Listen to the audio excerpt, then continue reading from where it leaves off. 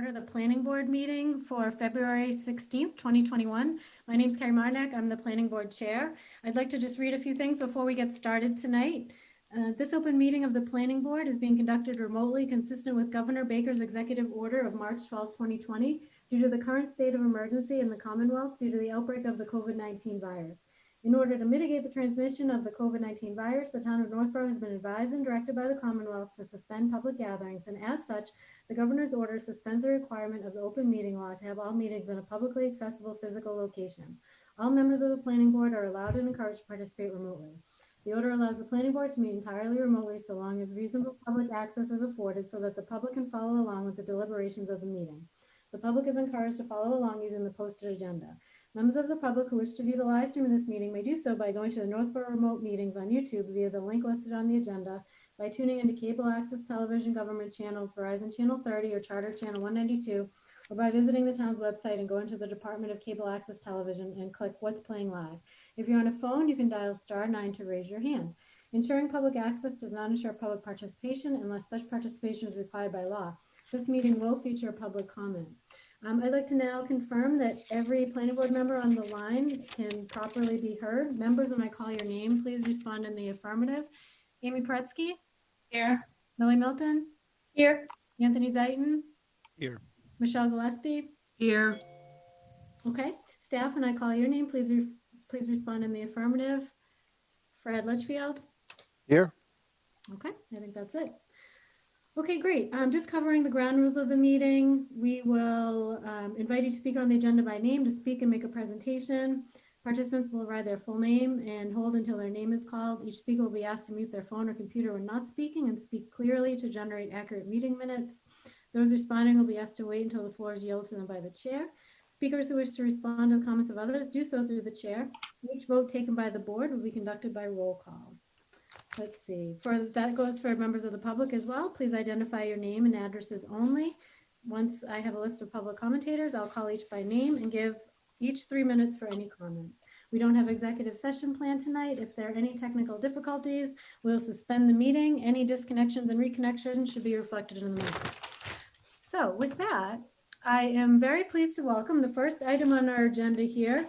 We have the transportation discussion with Sujatha Christian. She's the program manager of Central Massachusetts Regional Planning Commission, otherwise known as CMRPC. We actually have a whole team here. I'd like to welcome, in addition to Sujatha, Trish Settles we have here. We have Janet Pierce, and I think I saw Eric, which I don't see anymore. Did we lose Eric? I'm here. Oh, there you are. Okay, it's so hard to see all the different boxes. So the format of tonight's presentation, Sujatha has a presentation prepared for us in which we've asked for her to cover a few different items related to some of the traffic discussion that we've been having in town. CMRPC, I'll let them talk a little bit about what they do if they'd like the chance to do so, is a great resource for Northborough. So I'm really pleased to have them here, and it's exciting for sure. After her presentation, we had asked members of the public if they wanted to submit questions in advance, that they would be able to do so through yesterday. And we've shared those questions with CMRPC. As time allows, we will ask those questions. For any questions that really weren't something that CMRPC was able to answer this evening or relevant to the presentation, we may not ask that question tonight, but don't be disappointed if you don't hear your question heard. We do have it on file, and we'll continue to take a look at it. So if you don't hear your question asked, please don't feel discouraged about that. In any case, Sujatha, I'll turn it over to you if you want to get started, and either if you'd like to quickly introduce CMRPC and make the presentation, that would be great. Sure. Thanks, Carrie. Thanks for inviting us today. I do have a slide that we're going to talk about what CMRPC is and stuff, but I just wanted to introduce staff here from CMRPC. Today we have Janet Pierce. She's our executive director. So thanks, Janet, for joining us today. And Trish Settles, she's our deputy director. She leads the Regional Collaboration and Community Planning Group. So she has the expertise on land use and zoning. So for further discussion.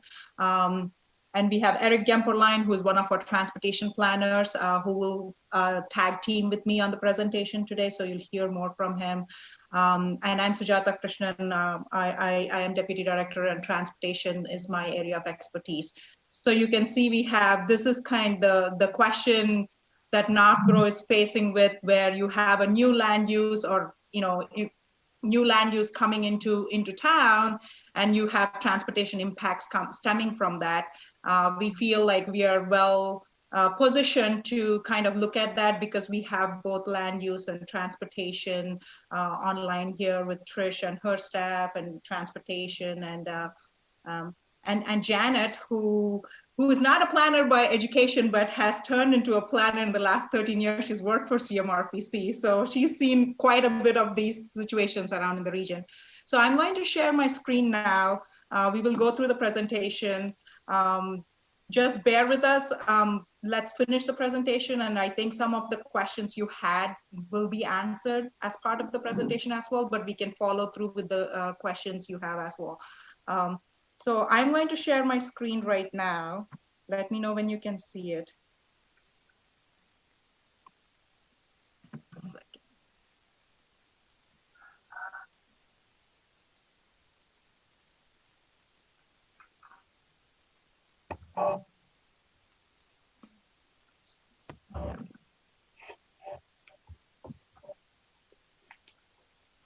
There we go.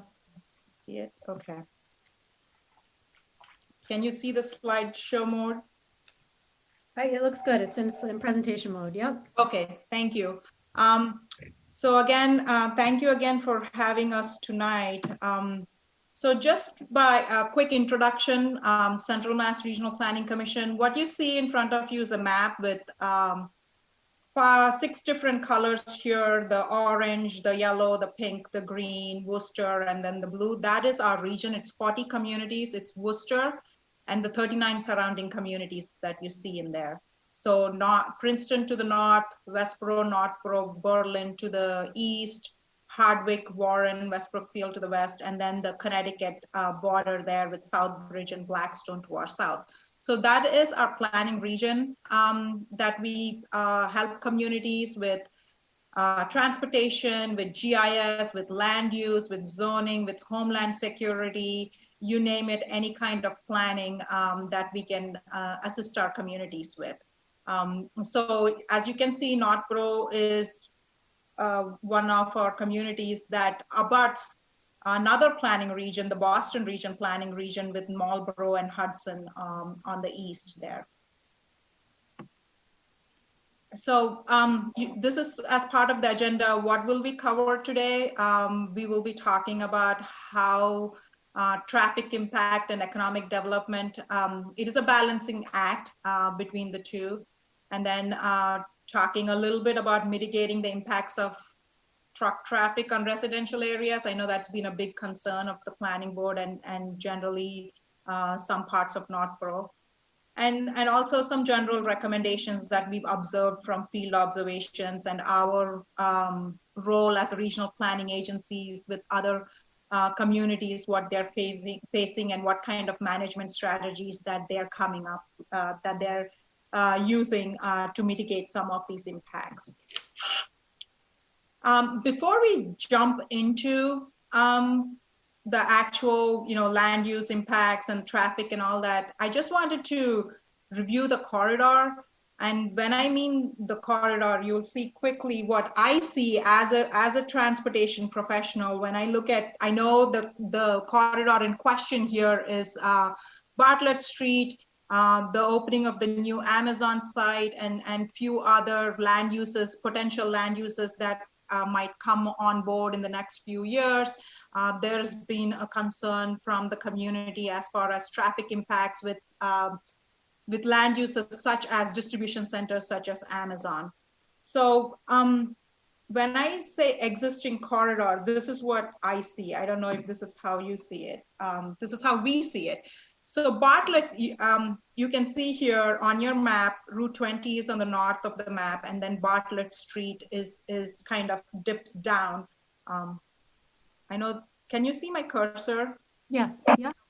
So Bartlett Street kind of dips down for 20, but if you look at Bartlett Street, it just doesn't end at the town line here. It continues as Forest Street and then become William Street, and it it goes to Route 20 here. That's outside of my map. Sorry, I just zoomed in way too much. But it actually, if you look at Bartlett Street as a continuous corridor, it is actually another road instead of Route 20.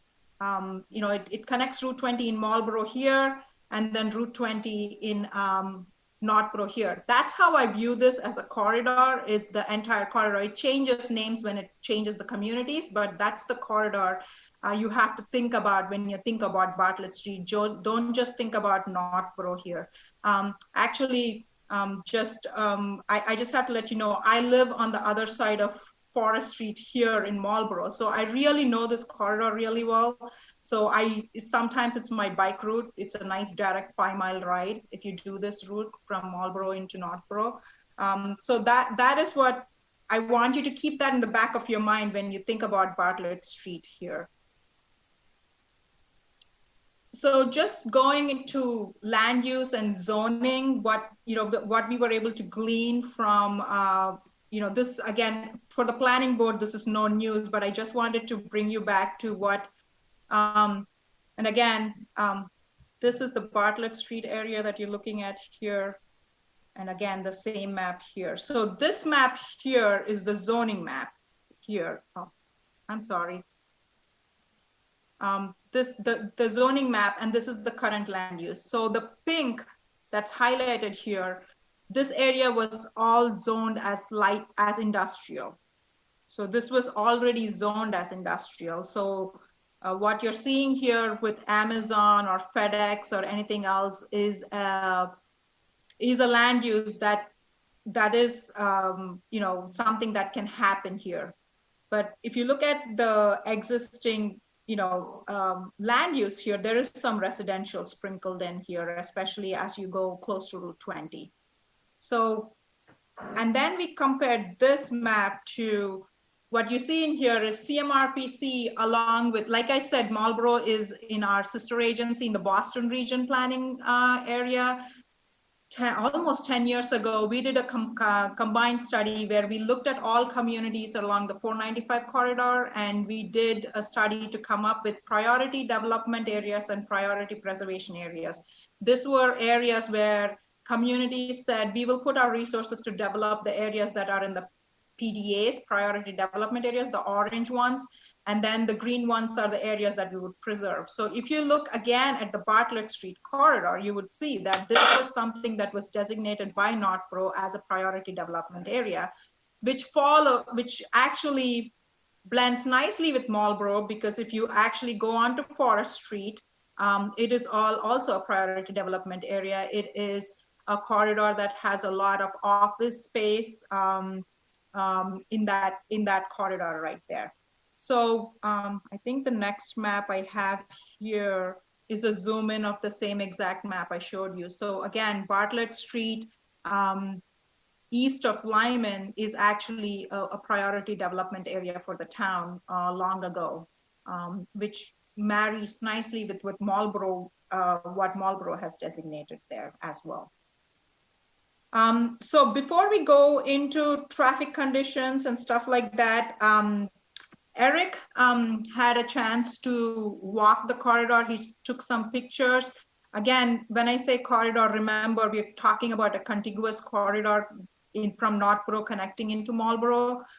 So with that, I'll turn it over to Eric to talk about a little bit about his observations in the field, the slides are here, and also some traffic and truck data that he was able to glean from our data collection efforts in the past. Eric? All right, thank you, Sujatha. So keeping in mind what Sujatha just said, that we have to look at this at a whole corridor level, one thing that really stuck out to me was there's a whole missing link on Bartlett Street east of Algonquin Regional High School, where there is no sidewalks and limited shoulders. To the west of Algonquin, going towards Route 20, you have a 4.5-foot sidewalk with buffers. It's fairly safe. You can go to the next slide, Sujatha. It's walkable. You don't feel too imposed by traffic. That photo from 211 last Thursday, showed a large truck going towards Route 20. That's one thing I did notice while I was on the corridor, was just the sheer amount of large trucks. And in some cases, it made it feel a little precarious walking. We can go to the next slide. So this is Forest Street in Marlborough. As soon as you cross the border, bike lanes appear, as well as sidewalks. You notice the drive lanes are a little smaller.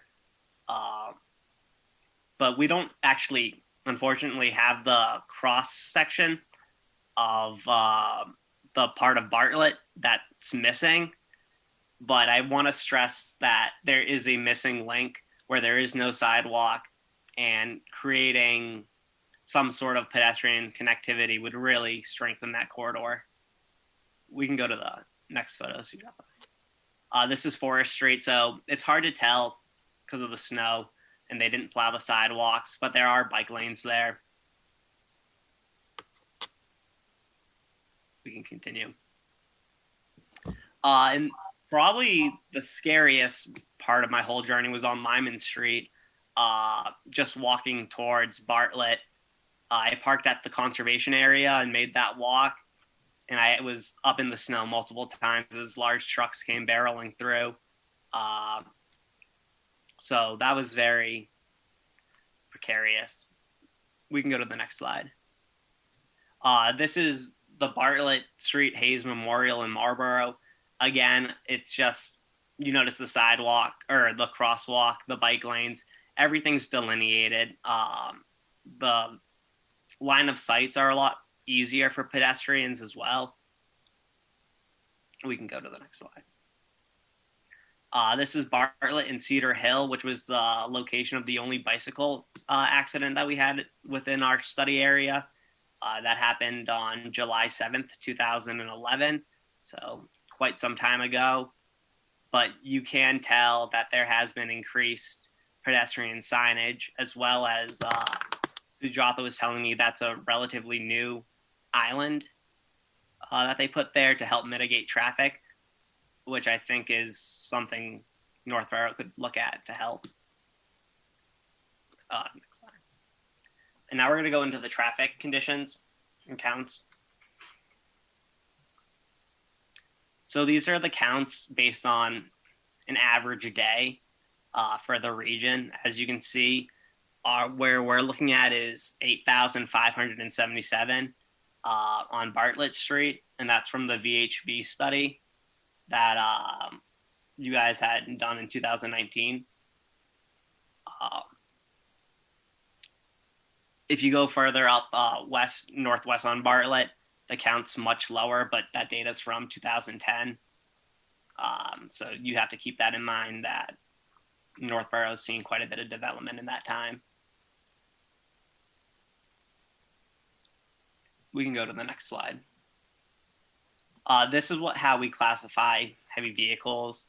Our little counters count the axles as they go over the tubes with pneumatic stuff, but anything you see in that yellow box is what we're considering heavy vehicles for the purpose of the next slide. And so this is the heavy vehicle information. So the amount of those vehicles that we just saw that are going on Bartlett Street, on Lyman Street, 920 were on Bartlett in 2019 from the VHB study. I think we can go to the next slide. And these are just the historic counts that we were able to pull. Fairly self-explanatory. I'll give you guys a second to peruse those.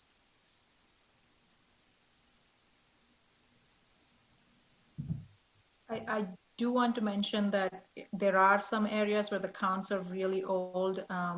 We are planning to come back in the spring and, collect some data, especially to fill those gaps with count areas that are really old as well, just to boost this.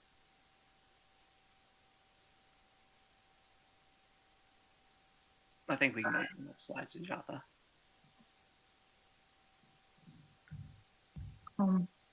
So just on the crash map here, what you see is, again, this is data from Mass DOT collects data from all the police departments. They have an electronic entry system where they enter the crash data.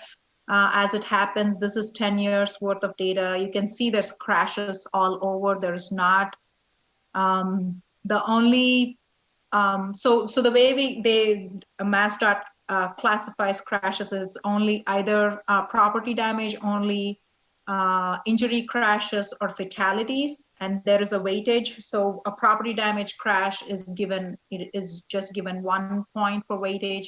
An injury crash gets 5, and then a fatality gets 10 points. And then they kind of add those up when crashes happen at the same location. And then the top 5% crashes are called high crash clusters. So for this corridor here, there is one high crash cluster, but that happens at the intersection of Route 20 and Bartlett Street. So it is a high crash location, and it is, what that means is, because safety is one of the largest priority for Mass DOT and for the RPAs, there is some amount of federal funding that is available to address that. It's called Highway Safety Improvement Program. So that location at the intersection of Route 20 and Bartlett Street can be eligible for that program for funding if any kind of infrastructure improvements will be made in the future. But right now, the data we have does not show high crash clusters on Bartlett Street. Outside of that intersection, at least in Northborough, we can dig down deeper to see if there's anything, but there's no high crash clusters as well. Also, like Eric mentioned, there was one bicycle crash at the intersection of Cedar Hill and Bartlett Street in the last 10 years. There's not been any pedestrian or bicycle crashes as far as we know. We can definitely, work with the police department in Northborough. If again, these are electronic records that MassDOT obtains. Sometimes they're not as accurate as what the town has. So we can, clean this up and give you a better crash data if you think any of this information is misrepresented here as well. Sujatha, can I say a few Sure. things? Mm-hmm. So the difference, if you add up the crashes over those 11 years, but of Bartlett Street in Marlborough and Forest Street in Marlborough, and then just Bartlett Street in Northborough, there's 95 crashes in Northborough compared to 84 crashes in Marlborough. So that kind of stuck out to me, that it's about equal distance of a road, but there are 11 more crashes within the Northborough side. And for the pedestrian and bicycle reporting, like Sujatha said, we have to keep in mind a lot of the times if you're riding a bicycle and you get run off the road, you're probably not going to call the police right away. And so those bicycle and pedestrian numbers might be underreported. Yeah. That's all. Thanks, Eric. So now that we've established kind of a baseline of what the existing corridor looks like, what is the traffic data, what is the crash data telling us, what is the land use, and again, just to bring you back all into the corridor level, you all know, I'm preaching to the choir here. For Northborough, you know how this corridor looks like. Bartlett Street, west of Lyman Street is more residential. There is Algonquin Regional High School there. It is all residential. East of Lyman Street is industrial. There's FedEx, there's Amazon, there's other parcels. And once Bartlett Street, becomes into Forest Street in Marlborough, it's more office type, a lot of businesses with office spaces there. And once Forest Street intersects Simorano Drive there in Marlborough, it becomes residential all the way. Also, there is another school, charter school, and some office type businesses on Forest Street. and residential before it hits Route 20 again. So this corridor is mixed in that, but it bookending between Lyman Street and Cimarrano. It's primarily industrial / office park kind of use there in this corridor. So given all that, this is what CMRPC staff sees as some potential corridor level solution. Again, this is very high level. There needs to be a lot of study and, before some of this can be implemented. And again, some are short-term, can be done. Some are mid-term, some are very long-term. A lot of study needs to happen. But I just do want to point out one of the pictures that Eric took, which was pretty telling, was the town seems to really, work on this. You can see the signage coming out of the Amazon parcel right now clearly directs trucks to actually make a right turn out of the parcel so they can go on Cedar Hill Road and take Cimarrano to take 495 rather than making a left onto Bartlett Street.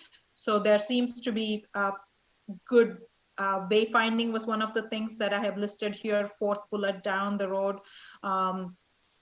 And also, I don't know, I think the FedEx parcel maybe have a rumble strip there, but some kind of an island to force a right turn might also be considered. I'm not sure if it already exists, but that was one thing that could be a potential if you feel like the trucks were making a left turn onto Bartlett. But one thing the first thing that struck out, which is kind of the theme throughout this presentation, is, when you're thinking of Bartlett Street, please consider it as a contiguous corridor into Marlborough.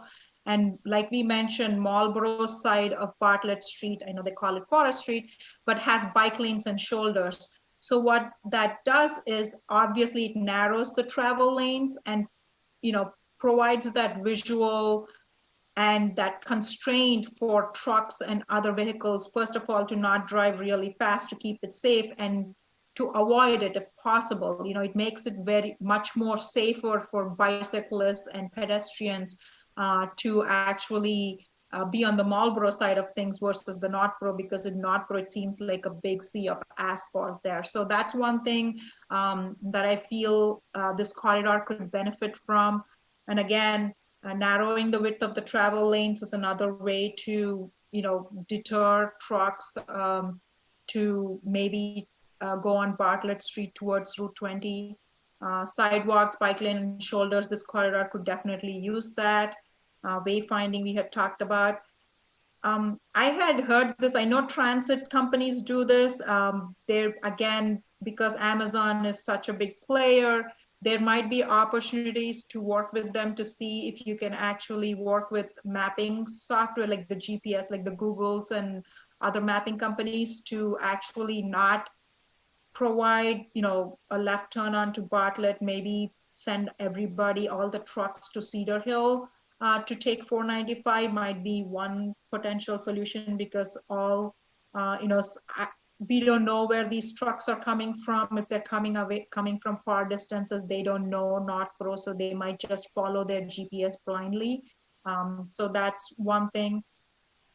Trish and I attended a meeting. Trish facilitated a meeting for some other communities in our region. And one interesting thing that I heard and I thought would be a good solution was is to do a post-occupancy monitoring study. So now that Amazon is situated and you're looking at other parcels, is to require to do a monitoring study once the occupancy is completed for the land use, so you can actually get firsthand real data on how many trucks are making lefts, how many trucks are actually coming in out of the parcel, what is the traffic volume increase from before the occupancy to after the occupancy, all that stuff, so you can actually react with better solutions to that. So that was an interesting thing that some of our communities in our region are requiring these developments to do after the fact. And finally, I feel there's a lot of benefit at looking at something that we call like similar to a road safety audit or a neighborhood walk audit. What that is to bring all stakeholders to the table. So in this case, it would be your big employers, such as somebody from Amazon or FedEx, the residents, some of the residents that live in that area, somebody from the high school, it could be the principal or somebody that does the operations at the site, and then the police, the responders, the police, the fire, the DPW, the planner, everybody kind of comes together. There would be a day that this audit would be scheduled, and we, CMRPC can help lead this. We've done this. And what we do is all stakeholders walk the corridor together, identify potential, what are the problems, what are you seeing there, what's happening, and then you come back.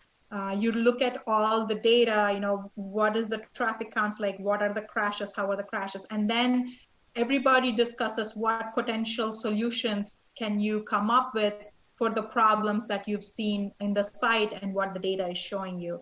So, and then you categorize those solutions into 3 buckets: short-term low cost, medium-term, mid-cost, and long-term high cost. But then that gives you it's very revealing sometimes.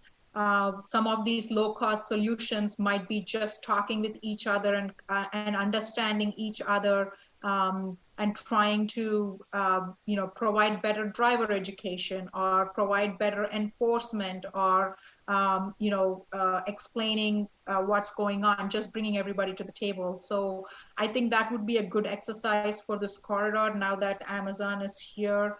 That could be very beneficial for your corridor. And one thing we also noticed is I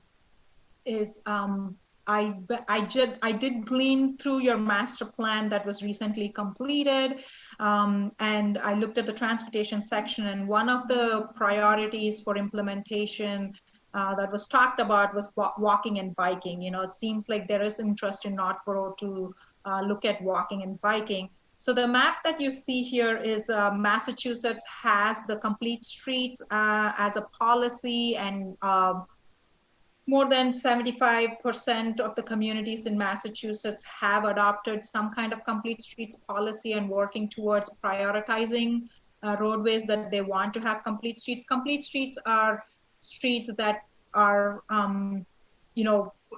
suitable for all users, for cars, for trucks, for buses, for people who walk, for people who bike, people who are disabled, everything. So that's what complete streets concept is. So what you see in here is Northborough is not a complete streets community. So the color codes that you see here are the yellow, the green communities. The Grafton, for example, has a complete streets policy. So that's the green. The yellow is communities that have a policy and also have a prioritization plan. And then orange are communities that have prioritization plan and have applied for funding through Mass DOT to have one of their corridors, a complete streets corridor constructed, infrastructure improvements. And the red one are the ones that have actually received a complete streets corridor funding. So interestingly, Marlborough has received funding, so they've kind of gone through all the 3 phases. And one of the corridors that they actually received complete streets funding, ta-da, is Forest Street, Bartlett Street bike lanes. So the bike lanes that you saw there were funded through MassDOT's complete streets program. So this is something I think Northborough could consider for future is actually starting with the complete streets policy and then the prioritization plan that would help not just this corridor, because I understand this is not just, Bartlett Street is a big concern for Northborough, but general townwide, how do you manage this transportation impacts was one of the questions that was posed. And I think moving towards complete streets is a good solution. So you can actually look at your entire community and come up with corridors that you want to prioritize for walking and biking. So finally, Again, potential townwide solutions for transportation impacts. Obviously, like I talked about, complete streets policy. I do understand that the master plan is in the implementation stage now, and there is an implementation committee. And I would suggest to have at least 1 or 2 members of the implementation committee with some transportation background, maybe, because this is a big thing for the community. So make sure you have somebody that's interested or work in the field that's part of Northborough, be part of the committee so they can look at it more from a townwide level.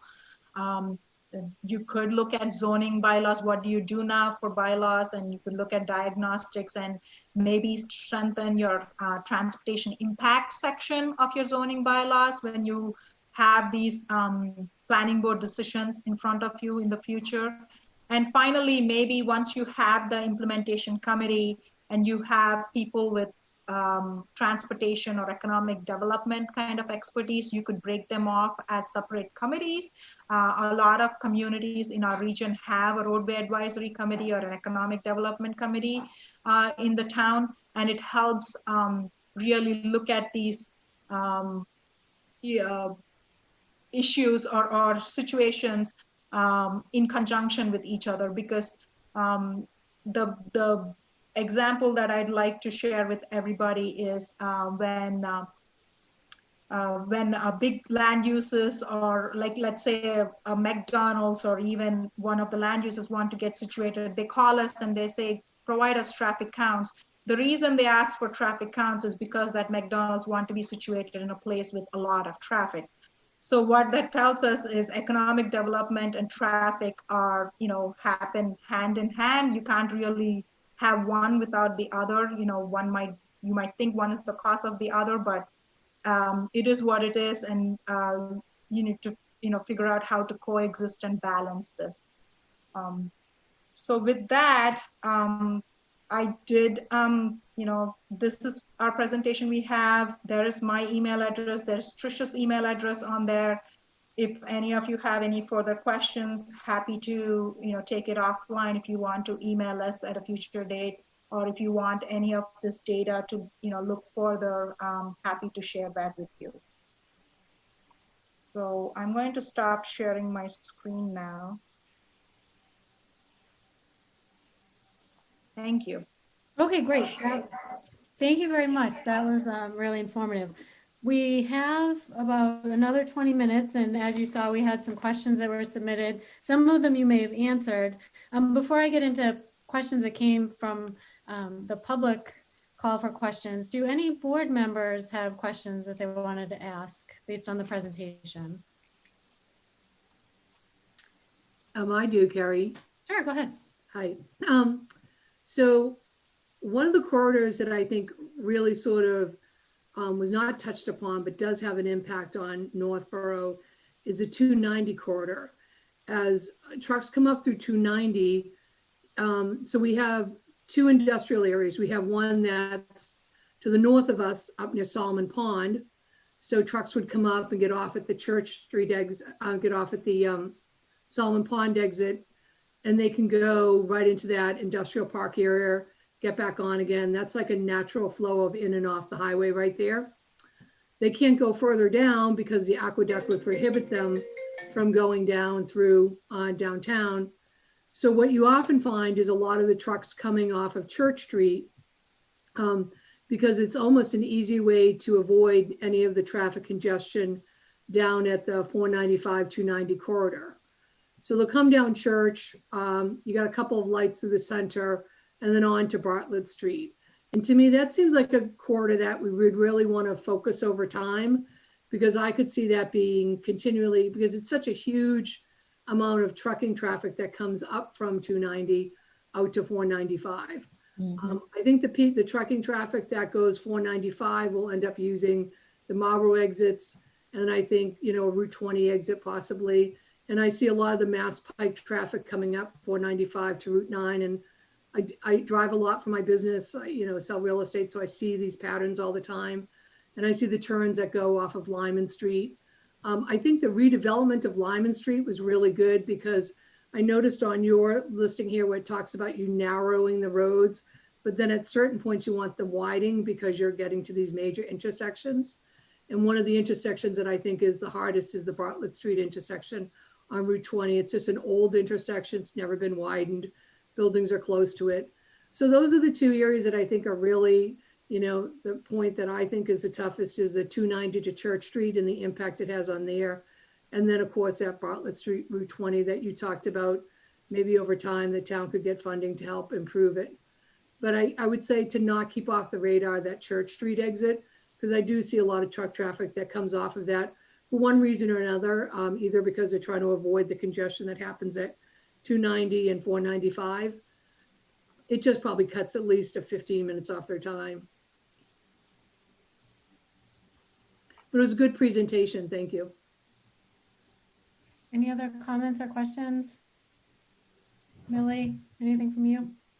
I just wanted to know if you, with the traffic studies, do you guys have any minimum criteria or recommendations when a traffic study might be triggered by a planning board or a development, just out of curiosity? I don't know. I mean, Kathy would be better equipped to answer that. I really don't do that kind of work. So I don't know when a traffic impact study would be triggered. I'm pretty sure there's criteria for that, based on the size or something. So we can see if we can get back answers for that. I don't know anything on top. Okay, I didn't know if Central Mass had any, you know, general criteria for that recommendation. No, I think it's very town based. Okay. Yeah, I don't know. We could certainly conduct a study and ask our communities, and we could share that response with you to see what others are doing. Yeah, that'd be great. Anthony, anything from you? No, I think the only thing I would mirror is Michelle's comments about really the focus seems to be on improving Bartlett and Forest, which are important, but what's feeding Bartlett and Church Street, Main Street, and clearly Bartlett and even Solomon Pond are all those kind of feeder streets that really don't have any sidewalks, no bike lanes, and where I'd say it's probably more important to be looking at those type of roads as we look at, you know, just Bartlett and Forest. Mm-hmm. Amy, any questions? No. No. I just have one question, and then I have a little list here from the public. You mentioned, you know, think about it in terms of a corridor, not just look at a small snippet of road. And obviously the corridor starts to feed into other towns. So what's the best way to approach bringing, not, you know, you mentioned the neighborhood walk of bringing Northborough constituents, but what's the best way to bring regional constituents to the tables? Is there any region that's doing that successfully where several towns are getting together saying this corridor is impacting, you know, you, me, and the town on the other side? Well, how do you approach that? Any best practices there? Actually, Trish just did that, 2 days ago. There was 3 planning boards that met together to have a meeting. So they have a site in our region that 3 communities are sharing the site, and they've asked CMRPC to facilitate the discussion, and Trish just led that, and they have follow-up meetings coming up where they're going to discuss traffic and other stuff.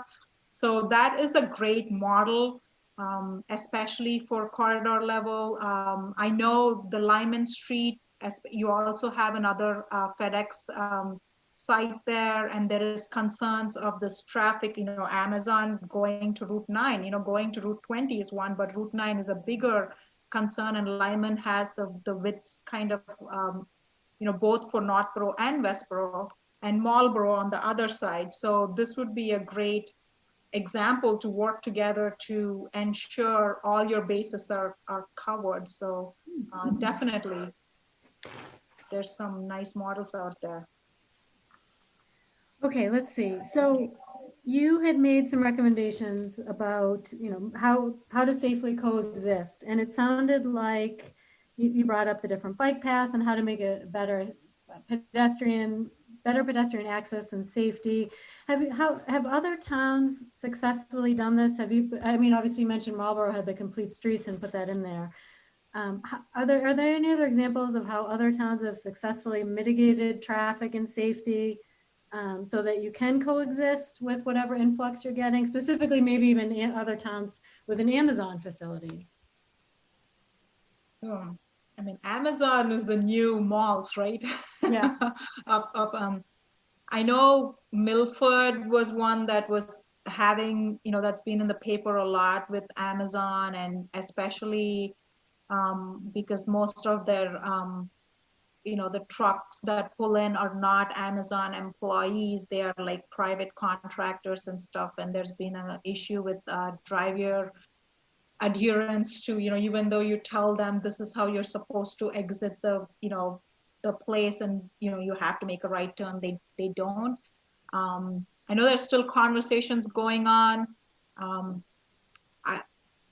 I mean, I don't know of like success as much as, again, as long as you make it less appealing to one or the other group, it is going to like what I wouldn't want to ride my bike on Bartlett Street past Marlborough because it's not appealing for me to ride that bike. But once you make it appealing for me, and I think it would make less appealing for the trucks when you reduce the width of the roadway, that's where they call about narrowing the roads. Main Street in Worcester was a great example. They wanted to improve pedestrian movement on Main Street. So they reduced the number of lanes from 4 to 2.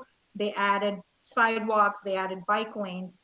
And I'm assuming it is a success now. They all coexist happily and everybody has their safe space to be in. Okay. The challenge though, when you do narrow the roadway down, if Eric or I or somebody does continue to walk on that and the trucks continue, then it's even that much more hazardous because you've got, so there's, you're hoping that by narrowing it, they'll stay off of that. But if they don't, it's scary out there.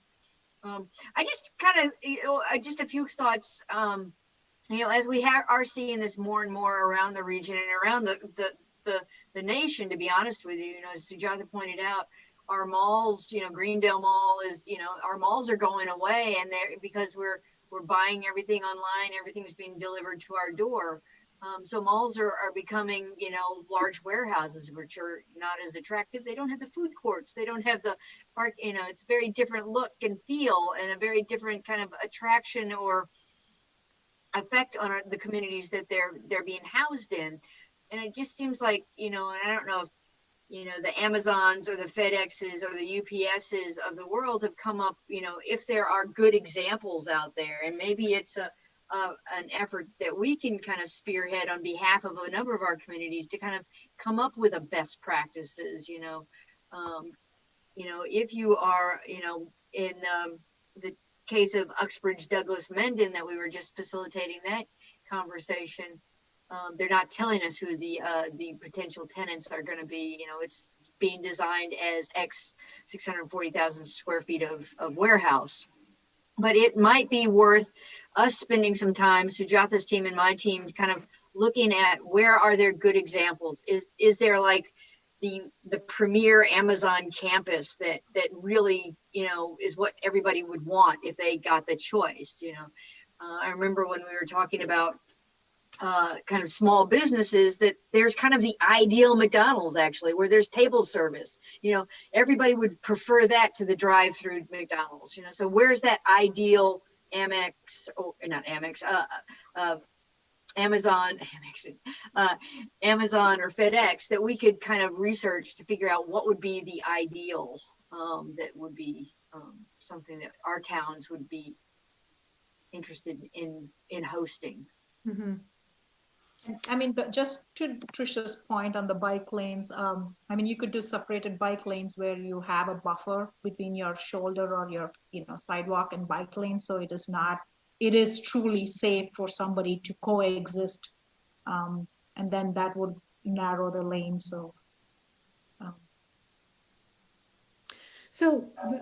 related a little bit, I guess, is if you have the option to do all these different bike lanes and different measures, all the different suggestions you made, has has the door been closed on what's already there? Do we need to reshift the focus to preparing for a final build out, things that we can do before final build out? Or is there still an opportunity to kind of fix this area in general? Or both, a little of both?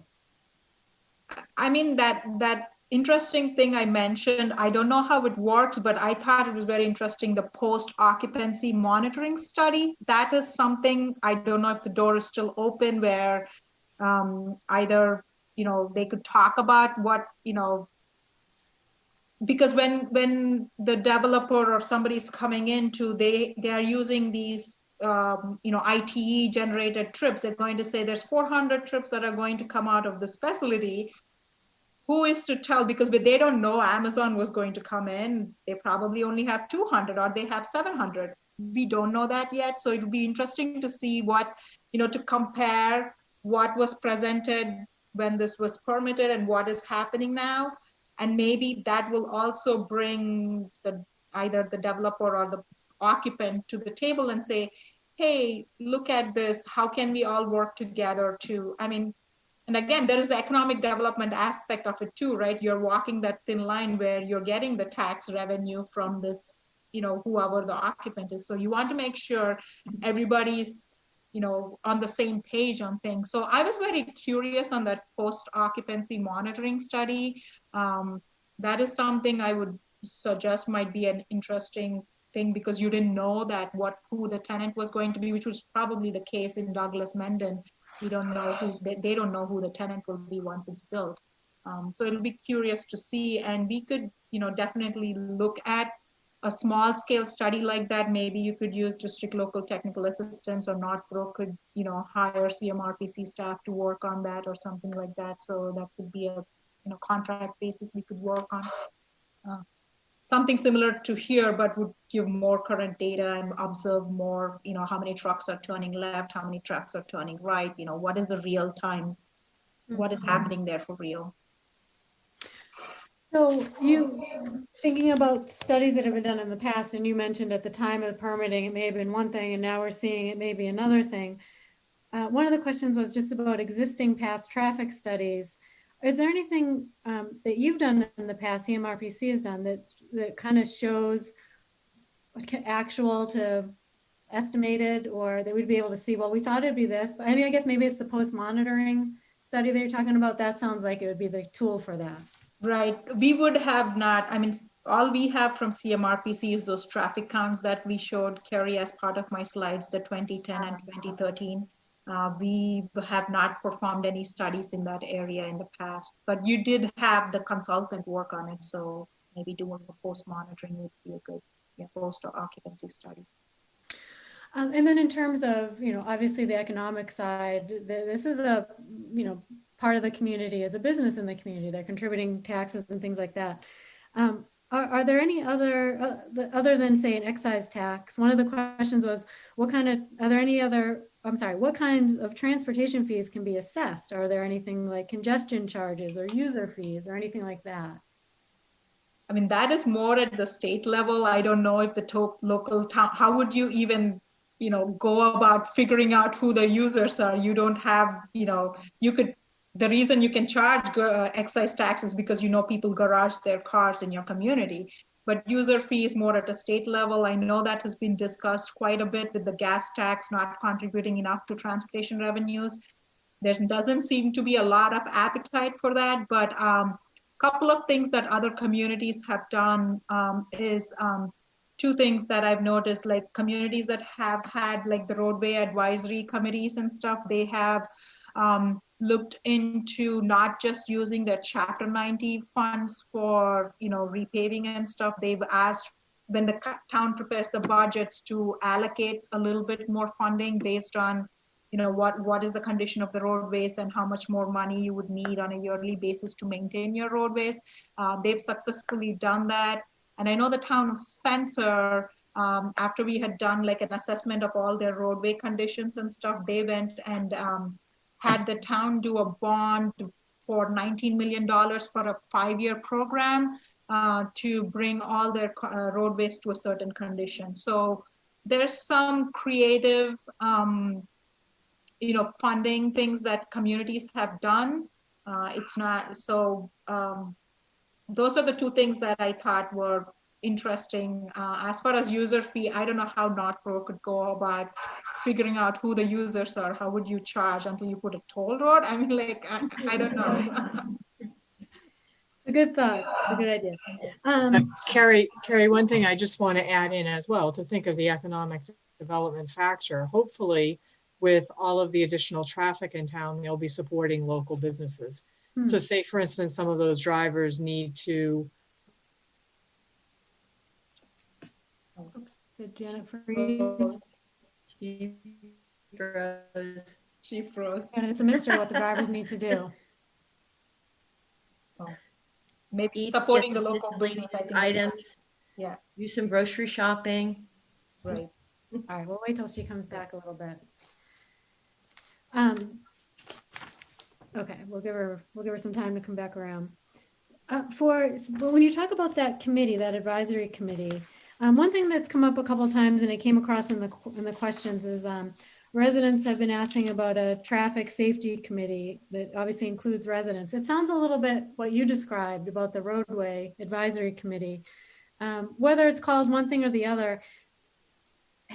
So I think we lost Janet. Have you seen them be effective in different communities in communicating, resolving traffic issues? Have you seen that model work, or is there any specific role that they play? Or what role have they played? I mean, we have communities in our region that have had roadway advisory committee for a few decades now. Like, they've been in existence, and they have. I mean, it's no different than having a planning board or one of these boards where they're very passionate about different things. And transportation could mean different things for different communities. Like in our region, for example, the rural communities west of Worcester, for them, a biggest transportation concern is maintaining their assets, maintaining their roadways. In some communities, it's like you said, safety. In some communities, it's more making sure all users are represented. So it depends. I would say, I mean, you have a nice platform now with the master plan implementation committee. Make sure you have at least some transportation voice in it, because transportation is one of the chapters. And then that person or those persons on that committee could break off and take some priorities and work with town staff to kind of, again, there's a lot, people are talking about, how do you repave your roads, which roadways do you repave, and, what is your safety? So it all depends on the makeup of that committee and what their charges that they want to take as. Worcester, their transportation committee focuses a lot on safety. That's like their biggest thing, is safety is what they focus on.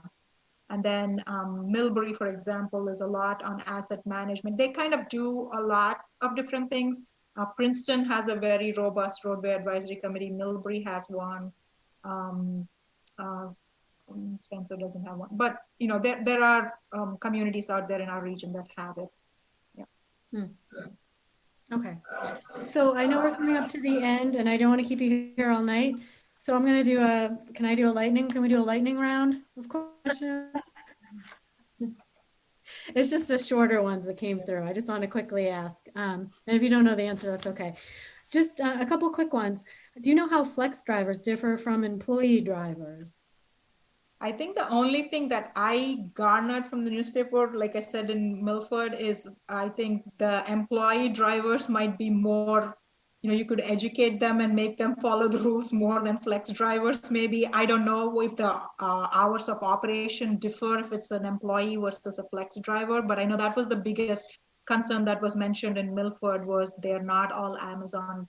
They're not employed by Amazon, and that's why it was hard for them to communicate with them the actual rules that they wanted them to follow. So. Mm-hmm.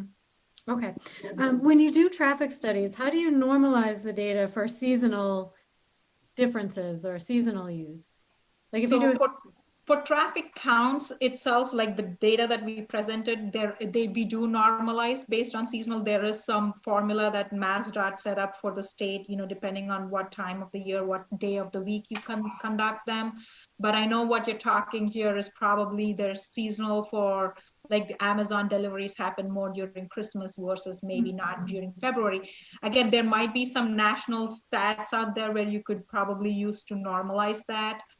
We have to look at it to see if there is some things. I'm pretty sure ITE trip generation has some seasonal things that we can look at.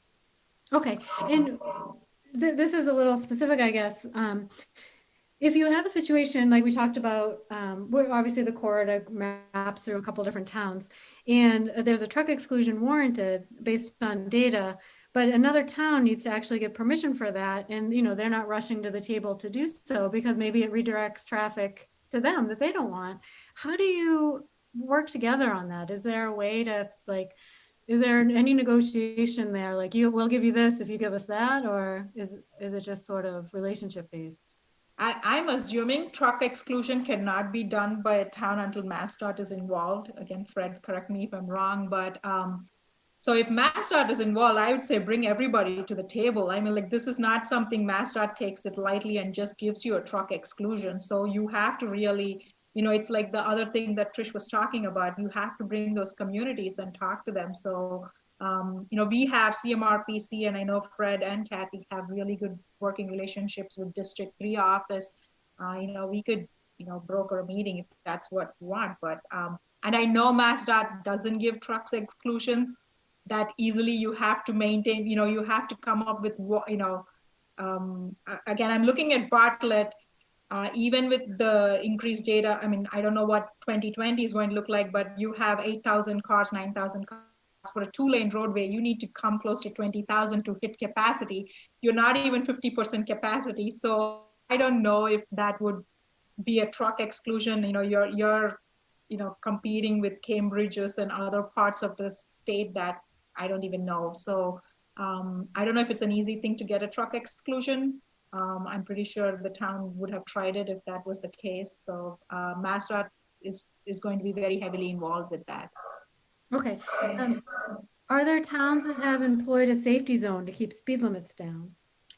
Again, that's also the same thing. I think even to change the speed limit, you have to do warrant analysis, and MassDOT has the final say on it. So the same thing with safety zone. You can't really just go change the speed limit because the town wants to do it. You have to go through a process through MassDOT to get that done. So they need a lot of paperwork to do that. Okay, let's see. I think that between your presentation and then asking some additional questions here, I think we covered most of the questions we got. There were some questions that I just want to acknowledge that weren't necessarily within the scope of this presentation, but obviously things we can continue to discuss outside of this meeting. There are some questions that were asked about drones and robotic deliveries, just how does that impact roads and quality of life in the future? There are some questions about enforcement. Let's see, different financial contributions for infrastructure improvement, things like that. Let's see, just in using small town roads, what's the standards for maintenance? So I just want to acknowledge that we had some additional questions that we can bring outside of this, but we weren't able to answer tonight, just outside of the scope of the presentation here. I don't know if anyone has any last thoughts from the board or staff, Kathy or Fred. Oh, so there you are, Kathy. Or Fred, if you have any other questions or comments. Carrie, oh, sorry. No, Yeah. I was just going to say, Carrie, I'm all set, but I know Amy's been trying to ask. Oh, I'm so sorry. I didn't see. I'm sorry. Well, that's okay. I don't know who's on your screen. I had a quick question come in, and it was a question for CMRPC. Has CMRPC done any cost of community service studies to show whether the tax revenue brought in by these businesses might not be enough to cover the cost of services required by the community? No. Nope. No. Okay. And I just wanted to thank you for your presentation. And also I wanted to mention, I thought it was a great idea to bring all the stakeholders together. Since Amazon's so new in our region, I was wondering if now is a great time to bring all the stakeholders together, like you mentioned, Amazon, high school, residents, and have CMRPC be the, the lead. And then we could talk about the post-occupancy monitoring study at the same time, like to nip it in the bud while it's still fresh and it's new, and Amazon's probably willing to meet with the community now. Right. I just thought it's a good time to start fresh.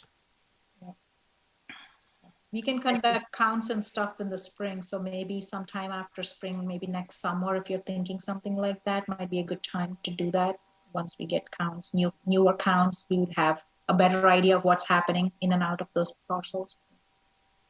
Fred, did you have anything that you wanted to ask or comment on?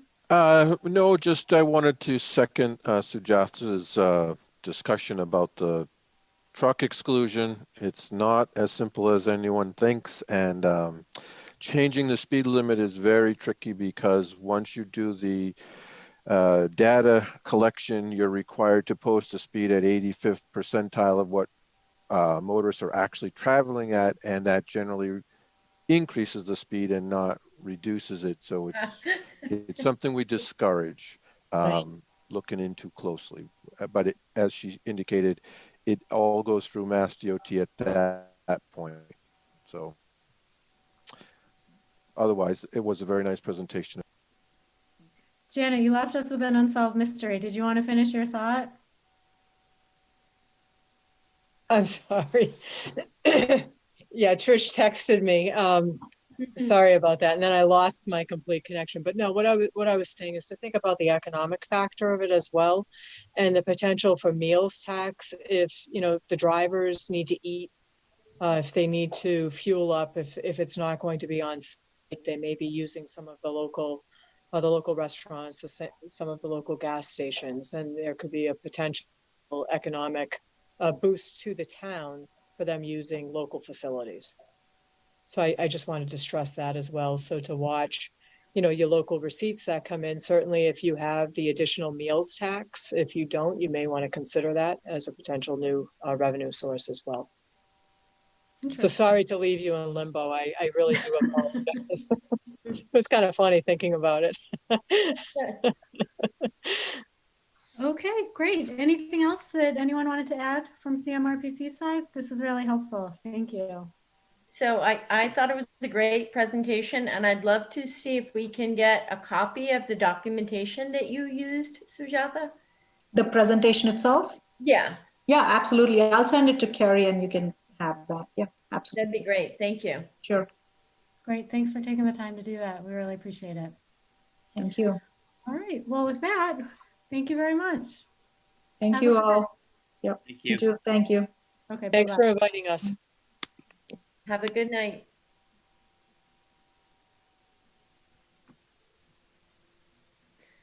Okay.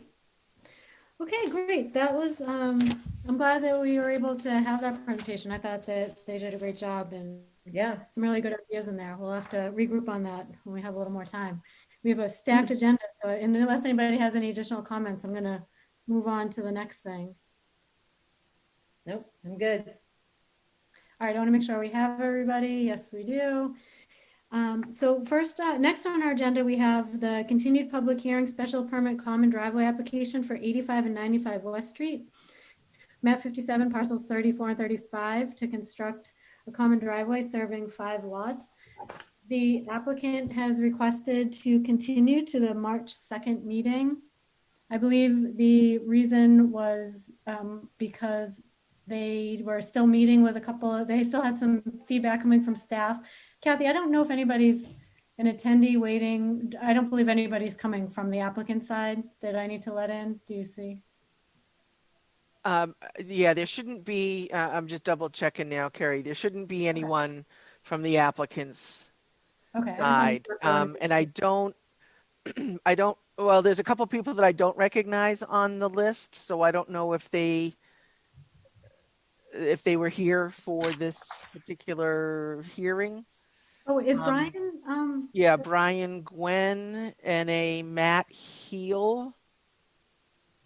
Oh, no, it's Brian Waterman that I was thinking of. I'm sorry. Okay, so I just see those two names that I personally don't recognize. So I don't know if those people were here for this particular hearing, but Okay, no, if we're anybody's not. on the extended side who's here for the hearing, if you just raise your hand. I don't think that's the case, but okay, looks not to be. So in terms of continuing, was that sounded to be the reason, just following up with staff or some additional meetings they needed? Yep, there's a couple different things. They did some additional soil testing. Originally, that was at the end of the last meeting. They talked about, well, actually, I wasn't here at your last meeting, but they talked about doing some additional soil testing. They are doing further testing.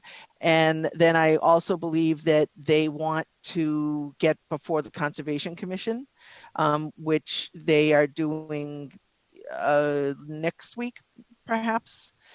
But the Conservation Commission will be meeting with them prior to your March 2nd meeting. So. Okay, so the request was to continue to the March 2nd. What else do we have that evening? Is that Starus? For March 2nd right now, yes, the only thing that's been physically continued to that meeting is Starus. Okay. Okay. And what do we start that one? Are we starting that one at 6:30, I think?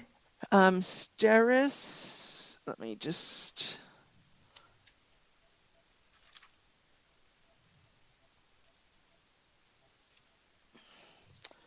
Just gonna find my notes from that last meeting, Carrie.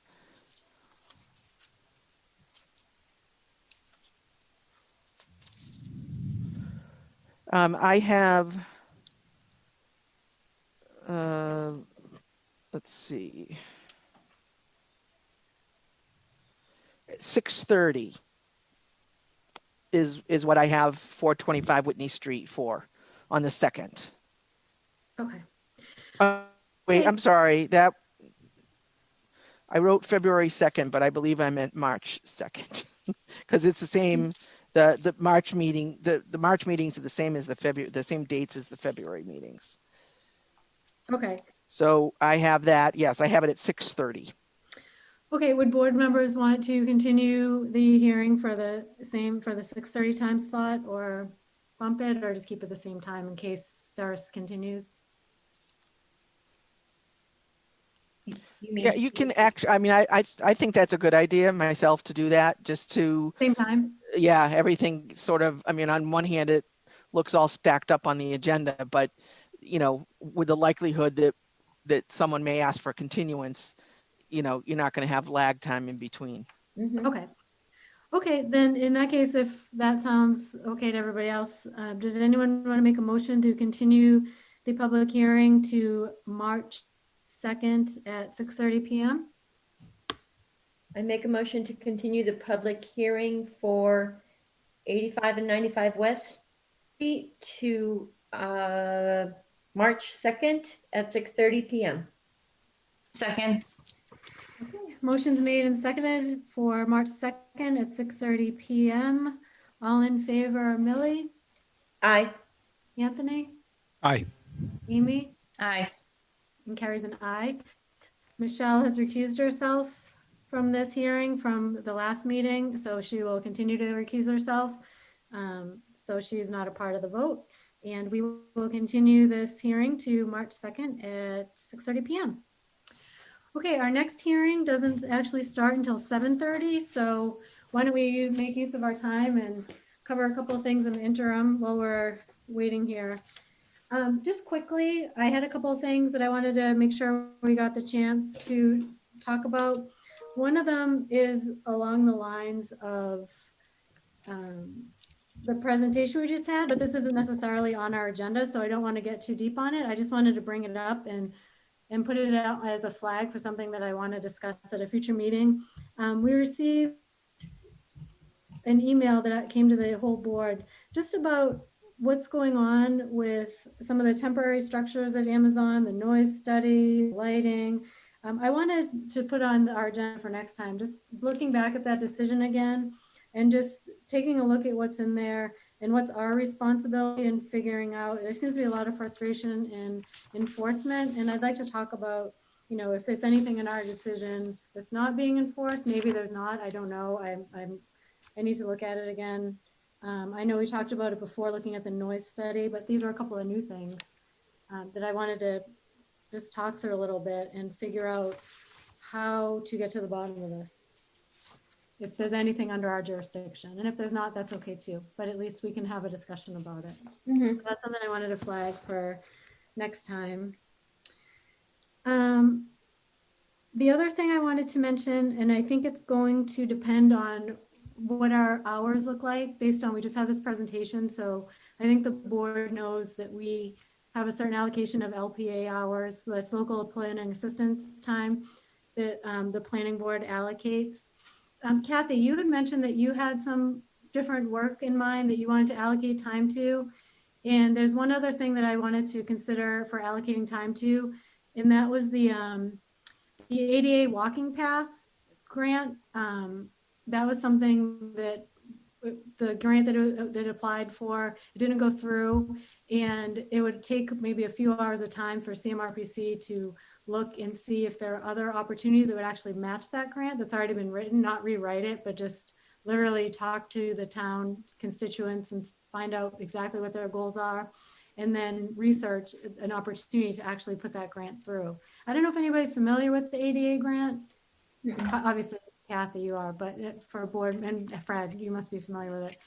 But for board members, it was a grant that the town applied for to put a walking trail around the senior center and then connected up, linked up with the trail system already over there in that area.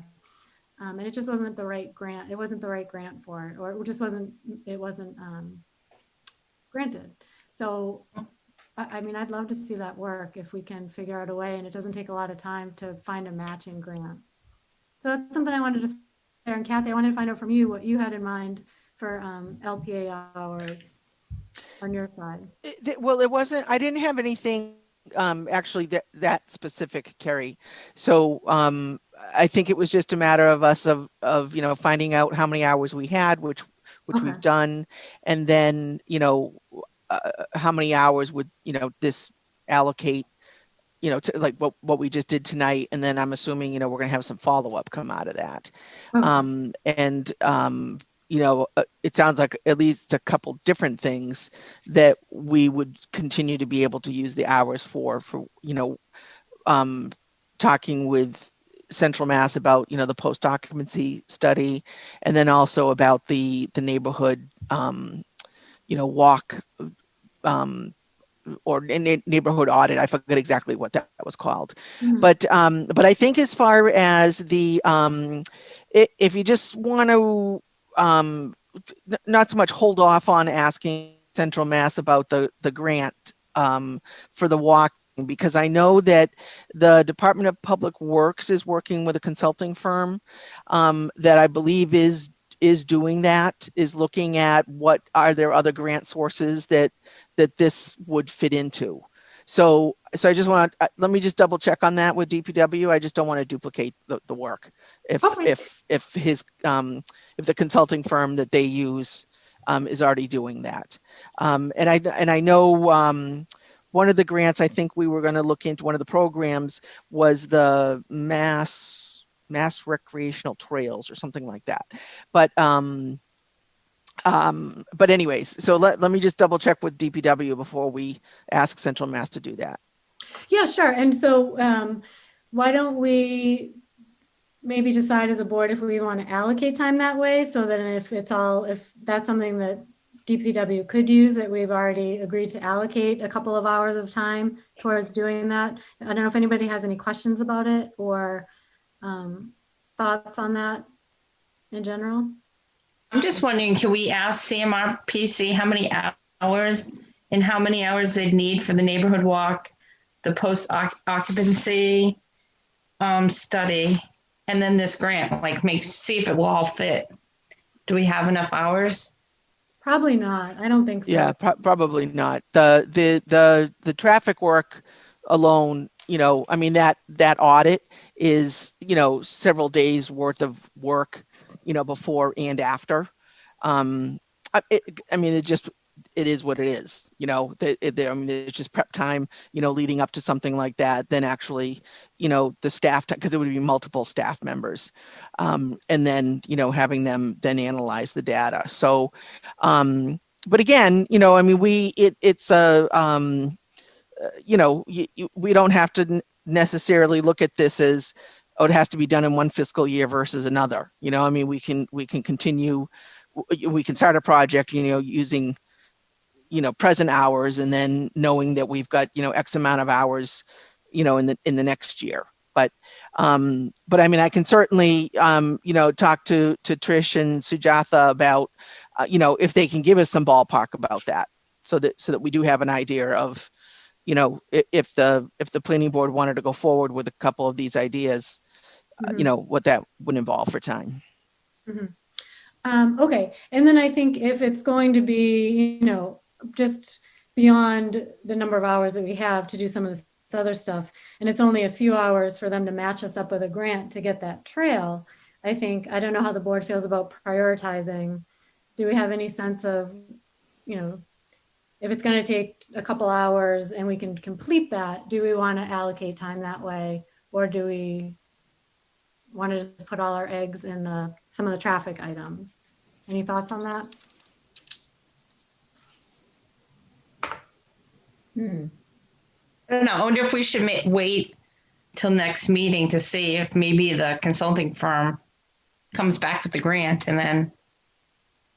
Yeah, so my understanding that they provided a newsletter of different grant options to them, but weren't necessarily actively targeting a grant. But I may not have I'm not sure that was just my understanding of it. It was like a newsletter type format that presented a bunch of different grant options, but wasn't doing a customized search to match the content of the grant. So in this case for CMRPC, it would be more looking at the grant that's been written and matching it with something that could reasonably be achieved with what we're looking for, or even just a foundation of getting started with maybe a feasibility, or just building the initial pieces of it. Yeah, I think on that one, Carrie, let me just double check with Scott before, you know, you use or you know, potentially use any Central Mass time, because Scott was the lead on this grant, I mean, through the DPW. So, you know, he may very well have already had this conversation with his consultant. I have no idea.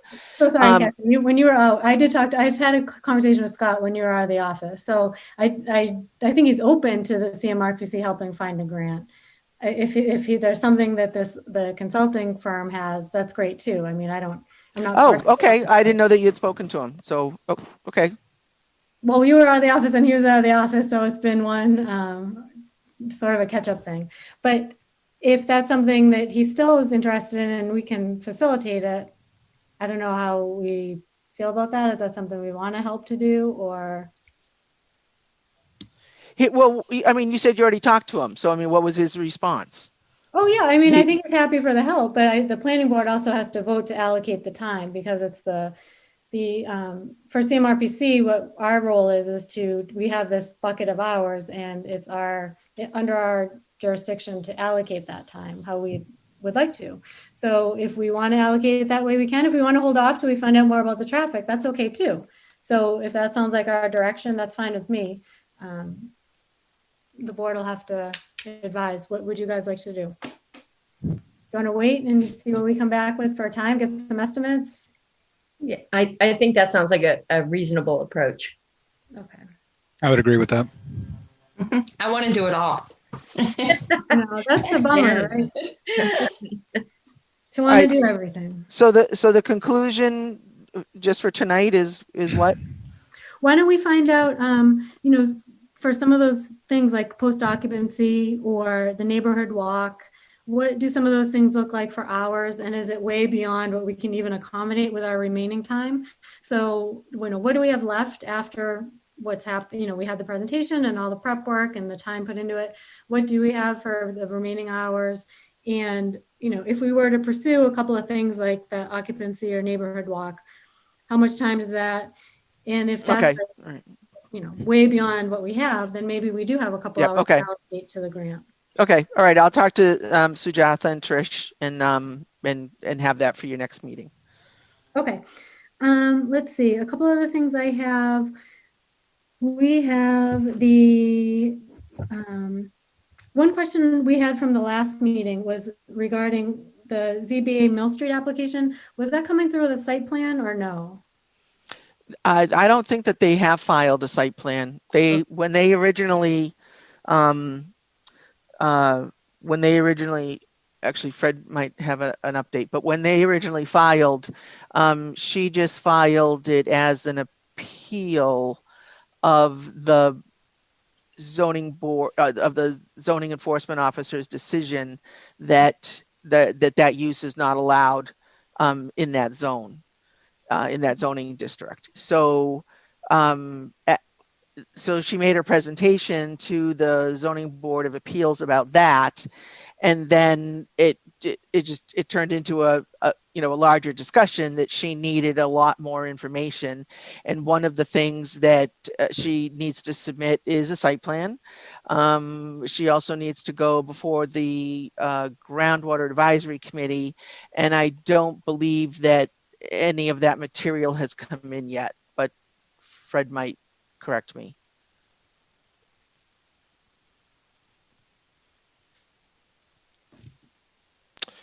She did reach out to me about a meeting with the Groundwater Committee, and we're trying to pull a meeting together. We were going to have it last week, but I was out. I've scheduled it for Thursday at 4:30. I reached out to the committee. We had a scheduling problem with the webinar licenses, so I had sent out an email earlier today, and I heard from everyone except for Amy, and I'm hoping that she got my email and is okay with that. We're going to try to meet at 4:30 on Thursday. My understanding was that she didn't necessarily need a site plan, but she did she needed a special permit to do her business in a groundwater area, and that she was seeking a variance, and it didn't actually indicate a site plan was necessary. So we're working on reviewing the process and what she's doing with her proposed business and how it would possibly impact the groundwater and what will she do to mitigate that. And I believe that's the direction we're headed. But I will, as you were aware, Kathy and I really haven't had much of a chance to discuss it. So I won't, I will talk to Kathy and Bob tomorrow together and see if we can iron out the site plan issue. But my understanding is that she may not need that. She has no parking requirements. She has adequate land, but it's more about the process that she's proposing that we want to take a look at. Okay, so the question was really just based on if they did have a site plan, we would do our technical review, but if they don't, then obviously it's not really a relevant factor. Right. My understanding is that they're not applying for a site plan special permit, but just a special permit on the groundwater. Didn't necessarily require a site plan to be submitted. She's not making any changes to the property. So, Okay. But again, I'll research that with Kathy and Bob tomorrow and make sure that we're all on the same page. Okay, and while we're talking about your groundwater meeting, you have on your agenda an informal discussion regarding review and recommendation process pursuant to the planning board's comments during planning board meeting January 19th and February 2nd. Can you remind me what that is? I forgot. There was some discussion about the process that the committee goes through in order to make a recommendation, and they wanted to talk about it some more. Okay, do we need to make do we need a memo? I guess I'm just not sure who's representing us, and is that you, Amy? Are you representing us and discussing our comments? No, this is the first I've heard about it. The chair asked me to put that on. He wanted to talk about it and make sure that the rest of the committee was aware of the comments that were made at your previous meetings. I also have on there for them to review the proposed zoning bylaw. I thought maybe they could give you some comments and get some feedback on what you're proposing for changes to the bylaw. And they have copies of the bylaws? They will have them before we meet, yes. Okay, so that's great. If they get copies of the bylaws, that would be good. And then I guess I'm still confused on that other part. We've made no formal statement I guess, or request. So Amy, are you comfortable representing us in whatever this discussion may be? I guess because I don't know what it is, so I'll do my best. Okay. Okay. If I can make it, I still have to switch around an appointment that I have, or get someone else to take my place. So I don't even know if I'll be there Thursday, but I'm trying. Give me a call tomorrow, Amy, or shoot me an email and let me know what your issue is. Maybe we can move the time around a little bit. I don't think I can make it any earlier, but we could go a little bit later. But because of the number of meetings scheduled for Thursday night, we have a hard stop at 6:30. Okay, so it's 4:30 to 6:30. Okay.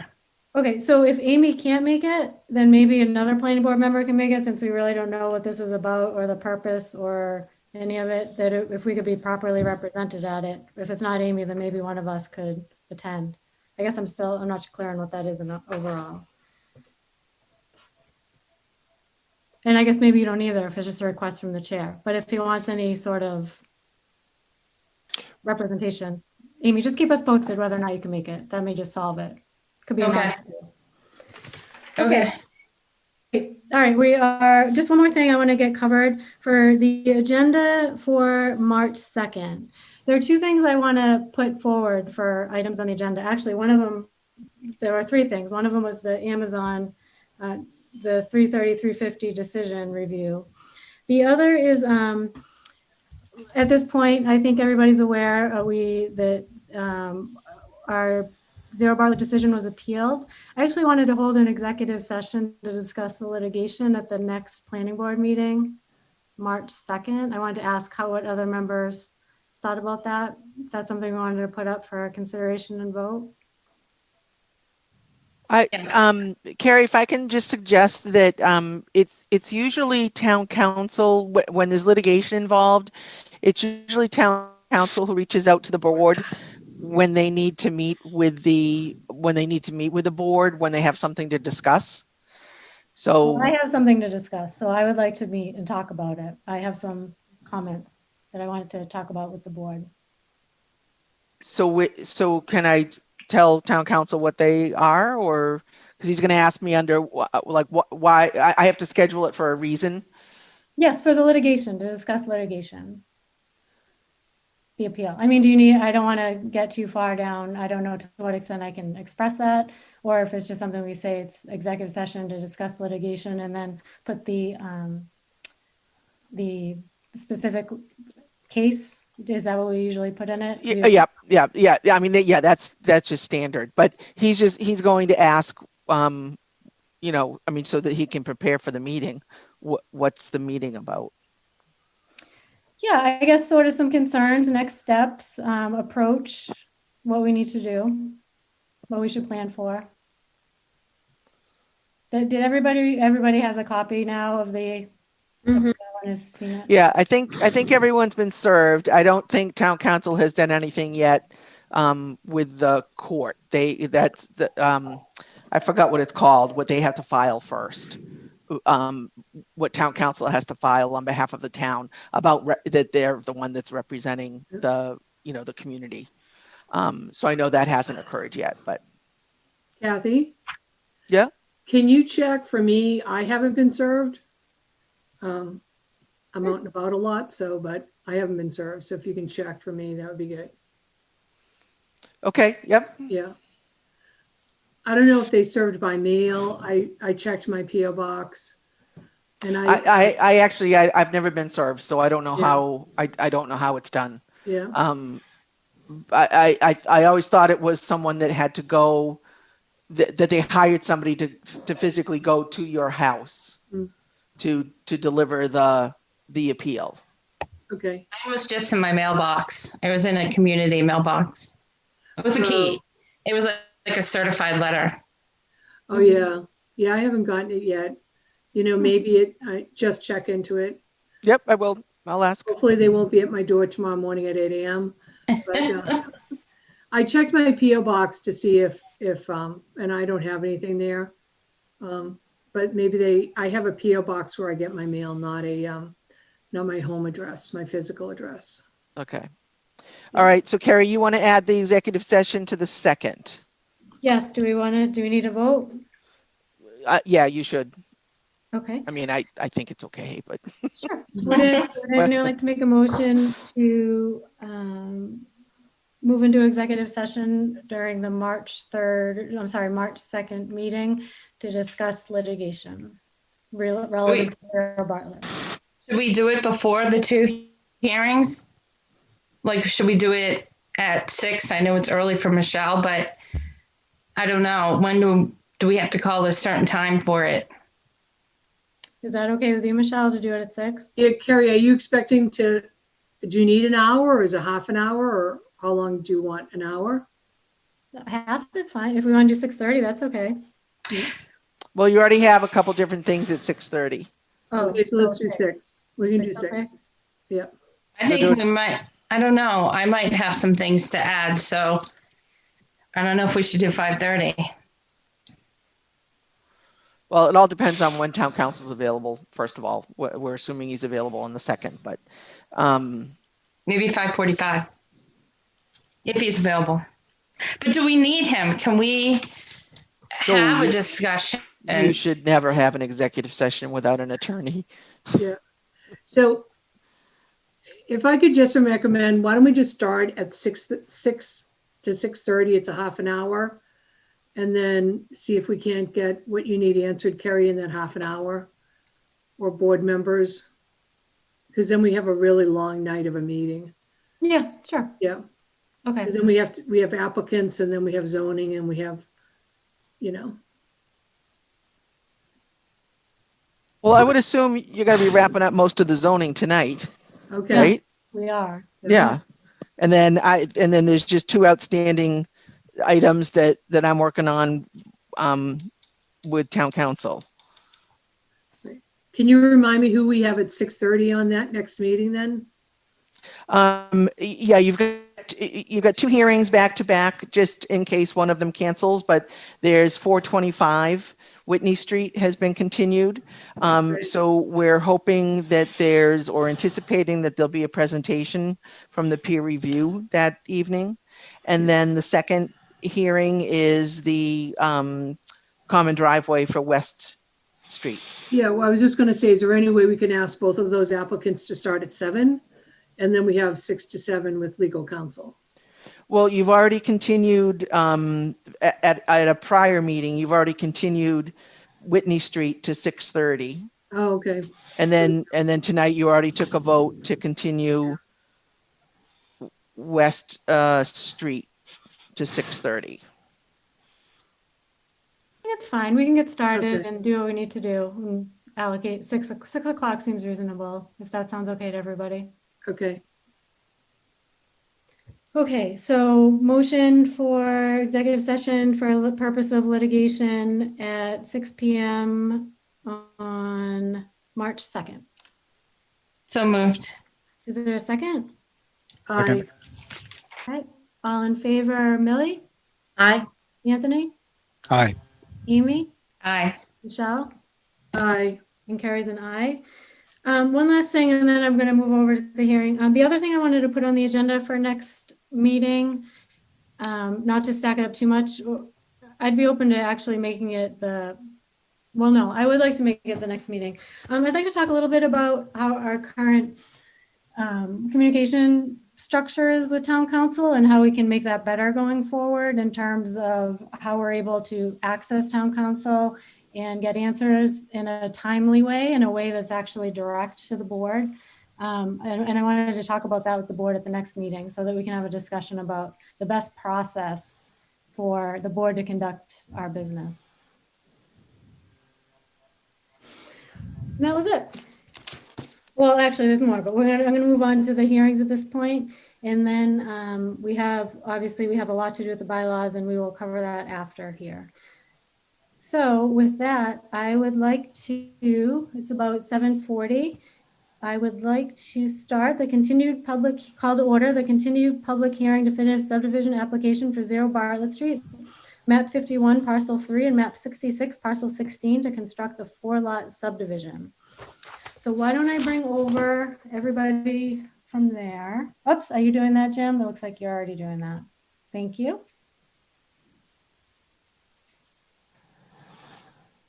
Okay, do we have everybody from the Bartlett team, or is there anybody else that are? No. It should be Matt Heil from Sanborn Head should be out there too. Ah, that's the name we didn't recognize. Okay, there we go. Dave Robinson, Rob Nagy, and Israel Lopez will also be joining. Yep, and we got everybody. Okay, great. All right, so why don't we get started? You submitted a revision and Fred had some additional comments and we had some additional documents. Is there anything that in particular you wanted to start with? Did you want to talk about the revisions that were made? Sure.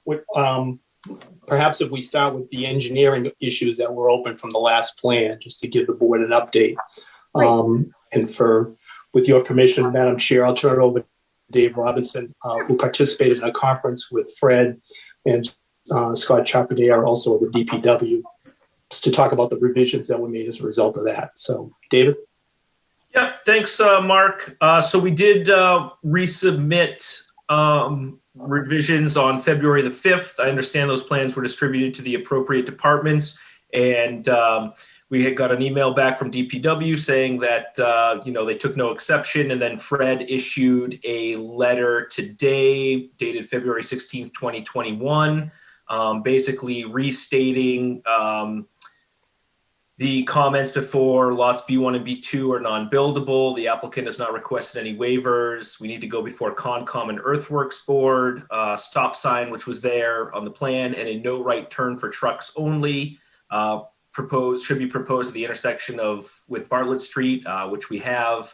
Then comment 6, Fred mentions the applicant has indicated the traffic analysis as submitted represents the most conservative data available at this time. And comment 7 from today's letter sums it up that the Public Works Director has indicated the revised drawings and response memorandum adequately address all comments previously noted by the Public Works Department. So, we feel that with our resubmitted plans from last week that we've adequately addressed all of the engineering and DPW comments adequately at this time.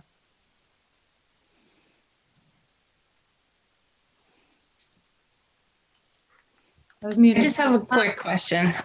Oh, go ahead, Amy, go ahead. I don't know if you have time for questions, but I know when we went through the Parcel H subdivision at the very end, there was discussion about the driveway going left or east.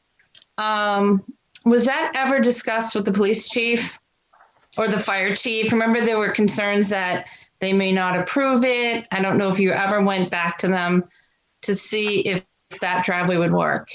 Yeah, so we did receive a letter back from the police chief saying basically that he had no concerns. And we did clear it. We also got a letter from the fire chief saying that our redesigned driveway was sufficient for servicing the fire vehicle and that he had no concerns at this time. So it appears at this time that fire and police have both signed off on this revised driveway, and those were distributed earlier last week. Well, I was actually talking back to the Parcel H, the original application. At the very end of the hearing, there was discussion about a left only for trucks, and there was a rumble strip. But at that last meeting, it didn't really go by the fire chief for approval yet. I'm just wondering if that ever went back to the fire chief. Did he ever get back to you? Not this driveway right now, but the driveway that pushed the truck traffic to the east. So I might be able to, my recollection this goes back to the special permit. My recollection is that we discussed it with the board to see if it had an interest. And I think more than one member of the board expressed concerns about it because of the ability to access into the site, and really didn't do that. When we turn to the subdivision, the plan before you currently, we look at the rules and regulations governing subdivision and the guidance we got from the town engineer, which is the desire to have that intersection be as close to 90 degrees as possible. So that kind of took it off the table for discussion as part of the subdivision. Okay, I was just interested. Okay, Fred, you sent a memo today that you obviously reviewed the revisions, and it looks like, did everybody have a chance to see Fred's memo that came today? I No. did not. Okay. Yes. No, I didn't see either. Okay. Fred, did you want to add anything to your memo? No, David just actually read the exact memo that you've all just heard. His comments were what was in the letter. So it's basically, we reviewed the plans and there are no outstanding engineering or DPW issues with the plans. Okay, great. Okay, let's see. So, anything else on that? I'm going to.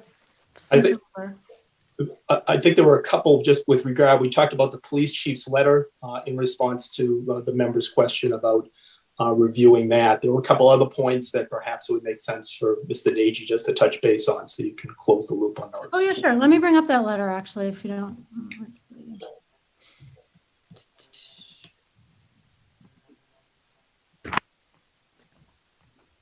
What's this? Is this it? Yeah. Here we go. Is this the letter? Yes, it is. Okay. Everybody can see this?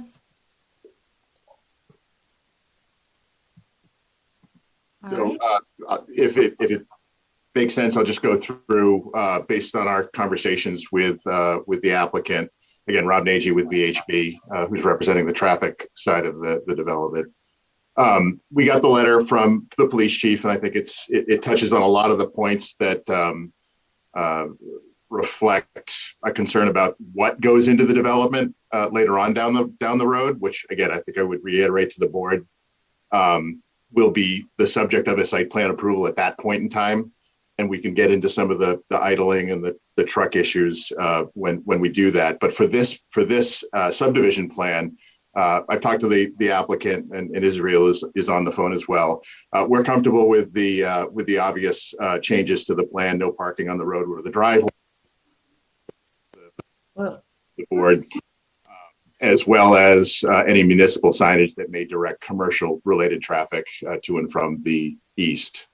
Rob, you cut out for a second. I don't know if it was just for me, but I'm sorry. Would you mind just repeating your last 10 seconds there? Yeah, sure. No problem.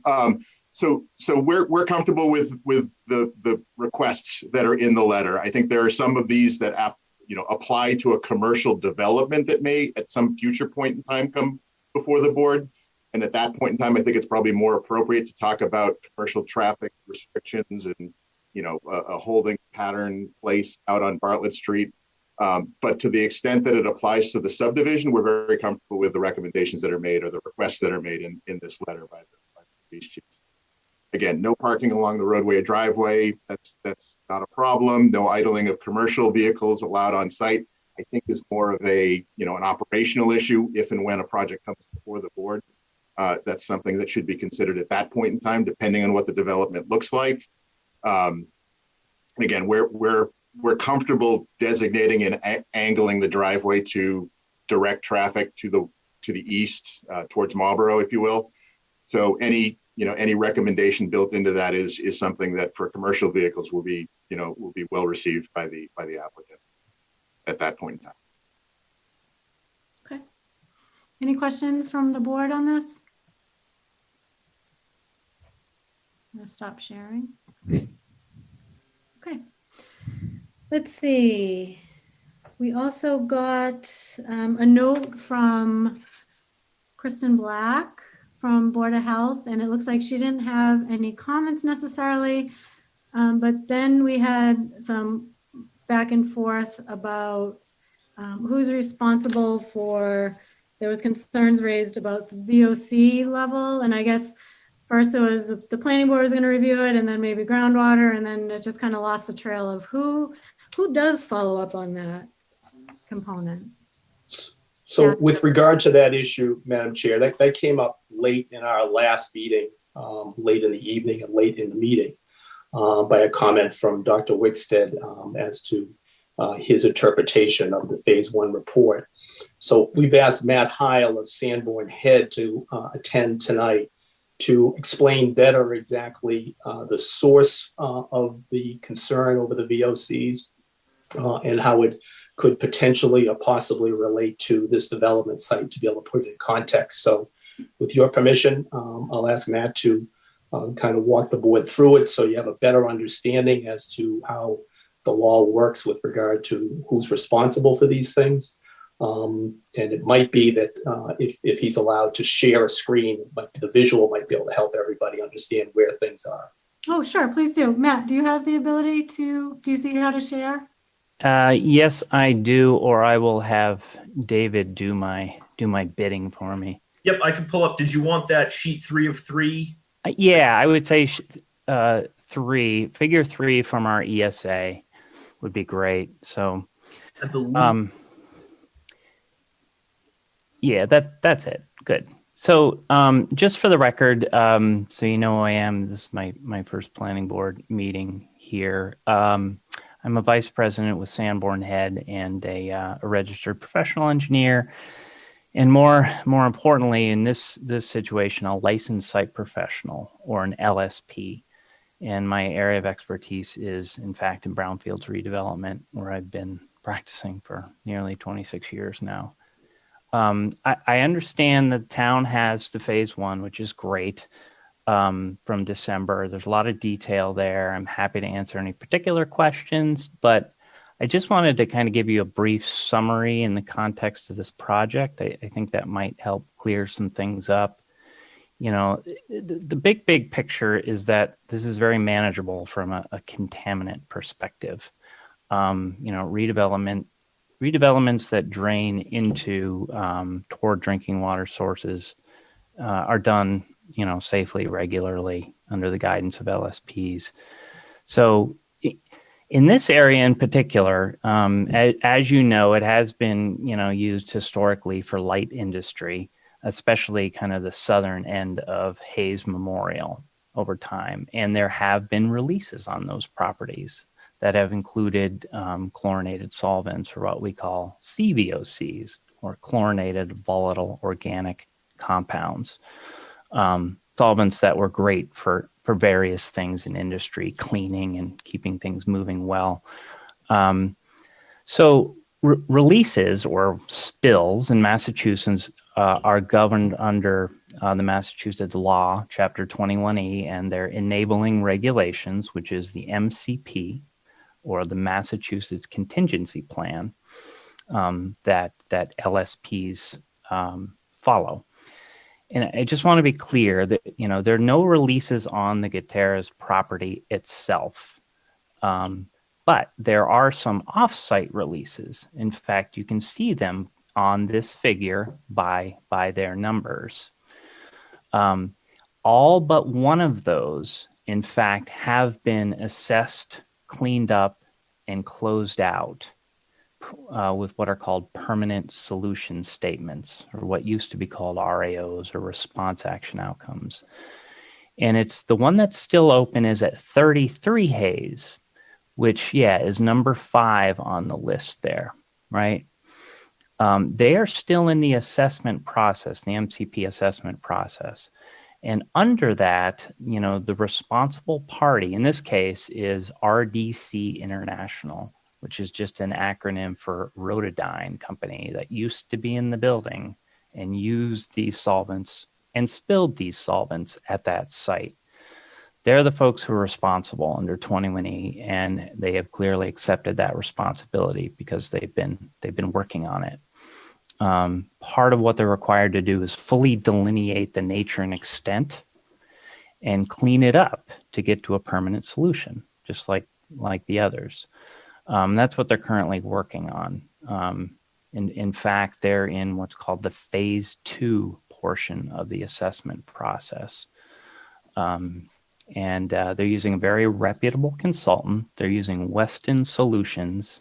Jim Sukup is the LSP of record for that work. And I can speak for Jim. He's very reputable. So basically, based on Rotodyne accepting that responsibility, you know, as they're required to under law, and well, frankly, having deep pockets, we're comfortable that they're doing it correctly, and they're doing it responsibly by the book, if you will. Now, just a little bit with regard to groundwater flow out there. This is an odd site because it's so long, but in the eastern side, closest to that release, we know that the groundwater is going to flow to the northwest and then north. Yeah, exactly right, where the cursor is going. And we know that based on the topography and the hydrogeologic setting. It's neat stuff if you're into this stuff. Groundwater in the development area on the western side, yeah, way over there, more than half a mile away, also flows to the north towards Stirrup Brook. Therefore, the two regimes are cross gradient to one another. That is, they're not crossing or mixing, they're running parallel to one another. And that's pretty important. And then because of the distance and the cross gradient nature that separates these two regimes, in my experienced opinion, this is pretty clear. The proposed development doesn't risk, either exacerbating that existing release over at 33 Haze that's still in process of assessment, nor does it preclude, the proposed or further, response actions that they may need to do as they move forward as a responsible party, and things they might decide to do, based on their statutory obligation to do those things. I see the two as very independent, so I'm really not that worried about it, quite frankly. So hopefully that's not too much detail, but kind of tells you what you need to know. I'd be happy to answer any questions you might have too. I have a couple questions. Yeah. My question is just a quick one about Stirrup Brook. You said that Stirrup Brook runs towards the north. I thought I read somewhere that Stirrup Brook runs down to Bartlett Pond, but no? It does, but you can't quite see it all on this picture. Dave, if you scroll up to the locus plan, which is 2 figures up, it might show a little better. There we go. You can see how it runs from Bartlett Pond. Yeah. Runs northeast, east-northeast, and then it takes a north. It kind of twists all over and actually goes to the pond off the page here. So it's not just sort of a one straight vector. So it goes from Bartlett to Stirrup to Assabet River? Yes, that's right. Okay. So it's flowing in that direction. So you can kind of see how groundwater in the western end would be flowing to the north. And that would be what's called a gaining stream, meaning the water is going into the stream as base flow, what we call base flow. And on the west side, or the east side rather, we have within the conservation area, we have some wetlands and we have this sort of saddle of contours. So we know when that drains, that's draining to the northwest, and then it kind of heads north from there along with Stirrup Brook. So it gets around. I had one other question. Yeah. Because back on the original page, you had a lot of sites that you said. Yeah, sure. Spills. And I was just wondering, how did that company have the spills? Like, I'm on the Groundwater Committee. Like, yeah, is there a way to protect these sites better? So it looks like, 1, 2, 3, 4, 5, 6. There's a lot of spills right there. Some of those, maybe even the majority, are relatively minor. The truck saddle tank was punctured and they dumped out on the asphalt 50 gallons of diesel. As long as they're responsible about it, you get that cleaned up immediately. The environmental contractor jump on it with their speedy dry and all that. That still shows up in the database. So a lot of these are kind of those nothing burgers, if you will. The solvents that were used at 33 Haze were, as I understand it, used, I think they made printing rollers. We could probably Google the death out of it, but they made these rollers. I think they used the TCE to clean them. And we're talking about the 60s and 70s when this actually happened before, we kind of knew any better. So that's kind of how these things happen. People are a lot more responsible these days, in my experience, and you don't want to waste the stuff for lots of reasons, not the least of which is it's expensive. And you don't want to create these headaches if you don't have to.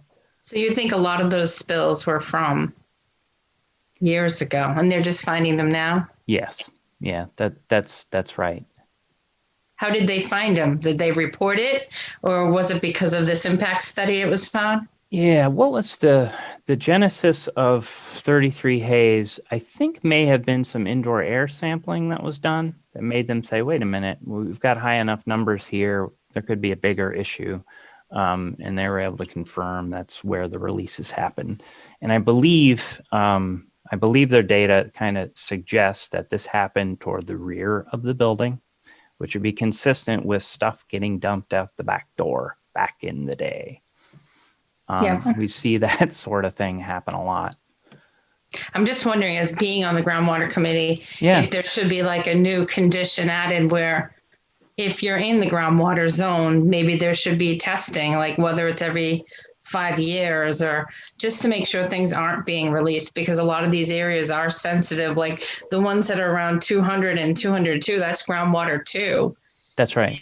And even lot 16 down there on the corner is groundwater 1, which is the more severe to our well system. So I don't know. I'm just asking you while we have you online, if a condition for the Groundwater Committee should be when you're in the groundwater areas, maybe every year or every couple of years, there is a test of our water in the area just to make sure there's nothing being spilled or contaminated. You certainly could. It's these things can be so site specific. I would just caution you in having kind of blanket requirements like that might otherwise miss important things. Mm-hmm.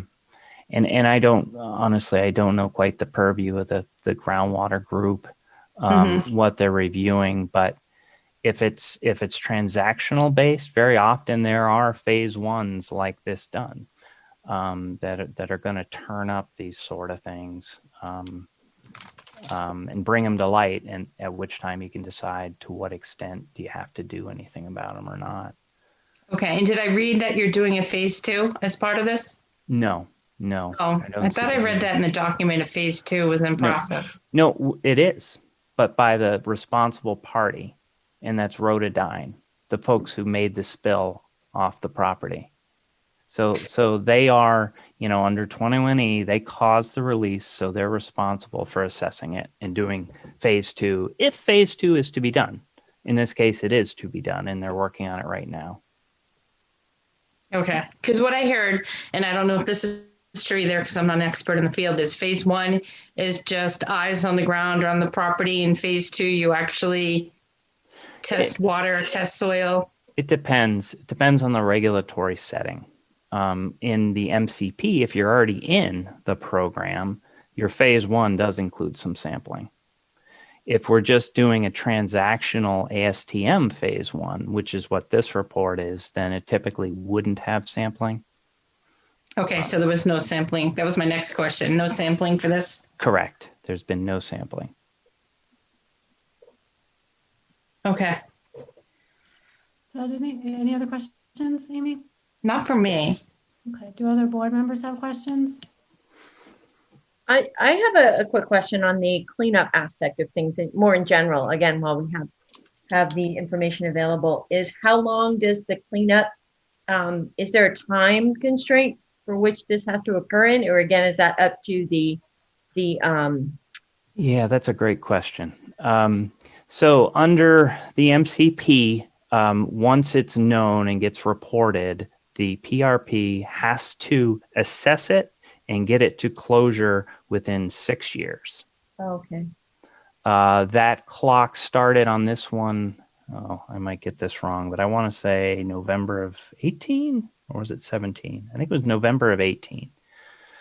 if they can't, they have to at least get it to what's called a temporary solution. If for various technical reasons they can't quite get to that permanent solution yet, and which means, you know, it's not quite feasible to get to it, but they still have to continually make progress towards it and watch it and monitor it, make sure it doesn't get worse, and periodically look at the options to see if the technology has changed, to see if there's another way to hit it and get it done and get it to that permanent solution.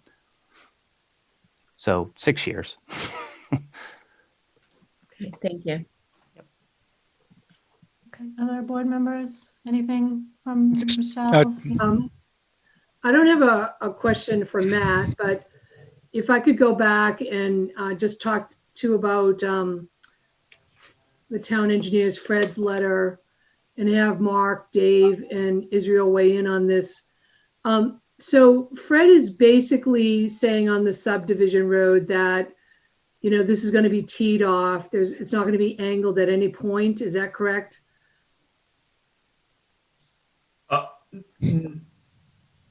David? I'm sorry. I guess I don't understand what the question. So on the subdivision road, it's Yep. just going to go straight out to Bartlett Street. It's not going to be sort of positioned to go to more to the right for traffic exiting to the right. It's just going to be what I would call teed off straight to the street, right? Yeah. Yes. Yeah. Okay. So I have a concern about this, and I don't know whether we could actually try to work through this now. I know what you were saying, that maybe wait to see who goes in there, but we do know that it is going to be some sort of, you know, transportation company. I feel like when we consistently see having a sign there to turn to right, it's not working, and we know it's not working. And I feel like I was the person who advocated at the last property that we were discussing with you guys to have some sort of physical barrier to get the traffic to go out towards, you know, 495 versus down Bartlett Street. But, you know, right now it feels like just a sign isn't working. And I'm wondering, do we just address that now? Or are you guys saying, well, let's wait to see who comes in and address it then? Because addressing it now, you're creating the infrastructure of the road. And I think it would bring a lot of peace of mind to at least the neighbors or even myself, if there's some way that road could physically shift that traffic away from heading down towards Bartlett Street where we don't want it to. And I don't know if that's possible. I don't know if that's an engineering dilemma that can't be solved, but for me, just a sign is not going to do it. So I don't know, at what point do you start to look at that? Do you wait for the applicants to come in and say, okay, this is going to have a larger impact, or do it now when you're creating it? If I might, Madam Chair. Please. Thank you. I would say that the issue is not closed, but I think we've moved to maybe another chapter, at least presently.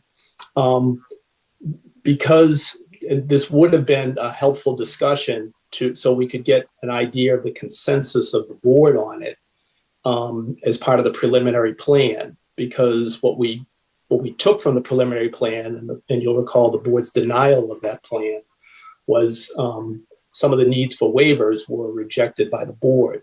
And so we looked at preparing a plan, therefore, based upon that guidance that was in strict compliance, and got guidance from Fred as to that. That doesn't mean that we can't think about modifying it at some point.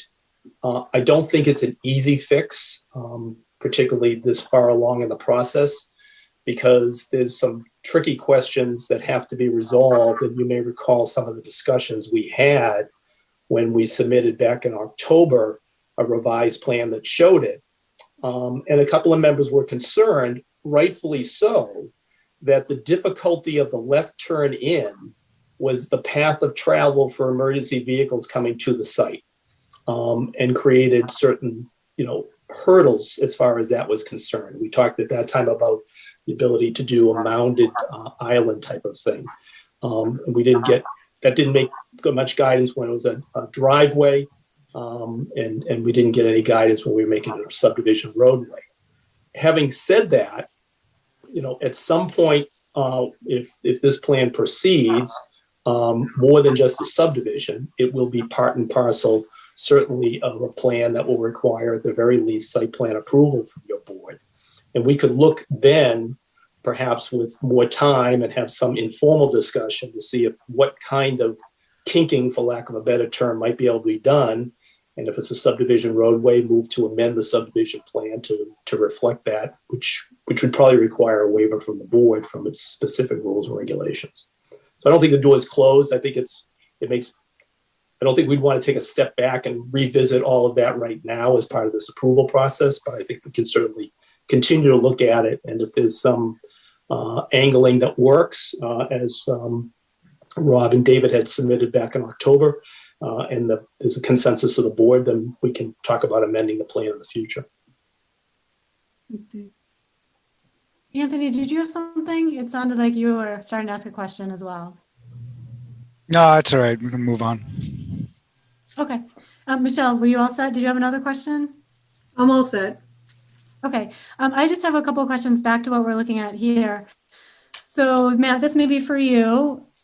Just to clarify, everything you've noted here had some sort of leak. So 1, 2, I can't even see. 1, 2, 3, and then all the way through 8 over here. Some of them are also what are called DPSs, or down gradient property statuses, which is when you discover contamination on your property and the science, the evidence says it's my neighbor who caused it. Mm-hmm. If that makes sense. So they're not all releases. The table in the report sort of summarizes these maybe a little better as well. Okay, so if you just, I'm just going to pull up the report for a second. If you, and Yep. Did anybody in staff on the staff have a chance to look at the report at all? I think that's one thing we talked about last time, having someone look at it and provide any sort of feedback. I can't see everybody, so we can get back to that. If you just stop sharing for a second, I'll just pull up the report. There you go. Okay. All right, so the report that I have, let's see, is this it? Take you on an adventure. Okay, so this is you. I'm sorry, I want to make sure I'm looking at the right thing. Yep, that's this it. is the Sanborn report. Great. Okay, so this was from December. And so what you're saying here is that there is, let's see, that this, whatever's happening here constitutes a REC to the subject site. So what does that mean then? Are you saying now there's no REC, or there's still the REC there, but what? I guess I'm not connecting that. Yeah, so the REC means that there is the potential for that release at 33 Haze, even though it's not quite fully delineated yet, there's a potential it could come onto the Gutierrez property because of groundwater flow directions. That's why we have to call it a REC under the what's called the ASTM standard for when we do these phase ones, transactional phase ones. Now, does that mean we have to sample? No, it doesn't. It means that 33 Haze, the responsible party, has to make a decision, has to do their delineation work and decide how far to go. Okay, so who continues to monitor this? I guess goes back to the original question, because the Board of Health is saying it's the planning board, then saying it's maybe groundwater. It sounds like none of us. It sounds like it's not the town's responsibility. No, okay. Under 21A, it's the responsibility of the person who caused the release. Okay. That, in fact, is Rotodyne from the 60s, 70s, maybe into the 80s. I don't know, when they were sloppy with the stuff. And they've acknowledged that, and they're doing the MCP work because of it. Okay, so you're helping to explain it a little further, but you haven't changed your opinion. Sanborn is not changing their opinion that there's an upgradient release that constitutes a REC to the subject site. Correct. Okay. That's right. All right, that's what I want to make sure. So, but it just sounded like you were kind of clarifying, walking through how that works, what that looks like, maybe what caused it. Yeah, what makes this a little bit tricky is we are sort of talking about two different settings. You know, one is this ASTM setting, whether it's a REC or not, and then the MCP is a whole different process. That's the state assessment and cleanup process. Okay. And this is the organic, volatile organic compound you mentioned. Yep. That's something that could be diesel dumped out of a. Well, it isn't. Diesel is just a good old-fashioned petroleum hydrocarbon. But some of the RTMs up there are, in fact, diesel from trucks. There's several of them, I think. I'd have to look back at the table to know which. But chlorinated solvents are not diesel. They are organic compounds, but they have these chlorine atoms attached to them, which made them just the wonder chemical back in the day, because they would clean beautifully like petroleum, but they didn't blow up. Okay. That's why they were so great. Okay. So we've just to confirm them, we're finding now evidence of the CVOCs in addition to diesel from trucks. Trucks, yes. Yep. Okay. So I guess if we add more trucks, is there not a risk of additional diesel leaks and additional exacerbation of this condition that exists, or how does that work? There's always a risk to anything we do. Yes, a truck can always hit a curb and rupture a saddle tank. And unfortunately, that happens. Unfortunately, there are accidents all over the place. The interesting thing about the MCP, 2020 and the MCP, is it's completely risk-based for what it's worth. It realizes there's no such thing as zero risk, but it also realizes we have to have something. Science can't quite define what significant risk is, but we can define what no significant risk is. So that's what we have to clean up to. Not to get too far off subject, but it's all, it's about risk. Okay, and then at what level is that? I mean, it sounded like in some cases it was like 1,000 times the acceptable level. So is that considered a high risk? I mean, at what point, when you're talking 1,000 times an acceptable level, is that? Well, it's a very sort of site-specific kind of an analysis. You got to look at what the potential receptors are. Okay. The biggest concern, quite frankly, for potential receptors with a CVOC release relates to vapor. So this stuff, when it gets in the groundwater, it's soluble, but it's also volatile. So it still wants to become a gas. So it'll work its way up. And then if the pressures are right, it'll pull it into the building. And quite frankly, that's the biggest risk at a site like this, is for vapor intrusion. And in fact, that's what Weston Solutions has been primarily working. And so basically putting in active venting systems, they're called, which are just like super duper fancy radon systems, to make sure whatever wants to wiggle its way into the building for you to inhale doesn't do that. It gets captured by that system before it can get into the building. Okay, and how does it not wiggle its way into our groundwater? It's obviously a vapor doesn't, but what's the system that would prevent that? Well, it will, it is miscible. It will mix with the groundwater. So part of what they have to do is, in fact, assess that. They're responsible for assessing under 21E as a responsible party. They have to delineate what's called the nature and extent of the release. Okay, and that's what they haven't done yet. They haven't delineated. That's what they're working on. Yes, okay, they're so not we have no complete information on that at this point. No. Okay, I don't know if anyone else has any questions. So just out of curiosity, when you do these studies for the phase one, yep, and you look at what abutting properties have had happen on their property, are you able to go on their property and test their property? No. Or is that, I didn't think so. Okay. No, I mean, for a phase one, no, we wouldn't do that. First of all, we'd need to get permission to do that. And right, I'm not sure a third party without any relation is, right. I think they know what they're going to tell us. Yeah. Yeah. So most of these releases you got through the Massachusetts. Yeah. Yes, this is all public stuff. You know, the ASTM standard requires us to look through a particular list of environmental databases. For this one, you have to look a mile radius. For this one, you look a quarter mile radius, et cetera, et cetera. And then it compiles these all together. There's actually an appendix in our report where for the database search process. Then we have to cull through it and decide what of these releases are in a location and of a nature that we need to look harder. Mm-hmm. In this case, we go to the state files for these and review them to see what happened. What did they do to clean it up?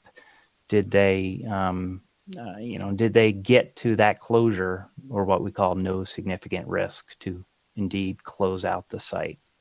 So unless they're self-reporting, you might not know what is or isn't being done? Yeah, if they're not following the law, then you're not going to know. But if you follow the law, you have to report these things under the MCP. Okay. There's a whole laundry list of potential reporting conditions between 2 hours and 72 hours, and 120 days, et cetera, et cetera. It's fun stuff. Yeah. Okay. Oh, sorry, Millie. Did you have something else? Looks like you have another question. No, that was mostly it. Just trying to figure out where the information's coming from and how it's been compiled. That was really helpful. Thank you. Did staff have any comments on that report or questions or anything? Okay. Is it reviewed? Was it reviewed, or did anyone review it?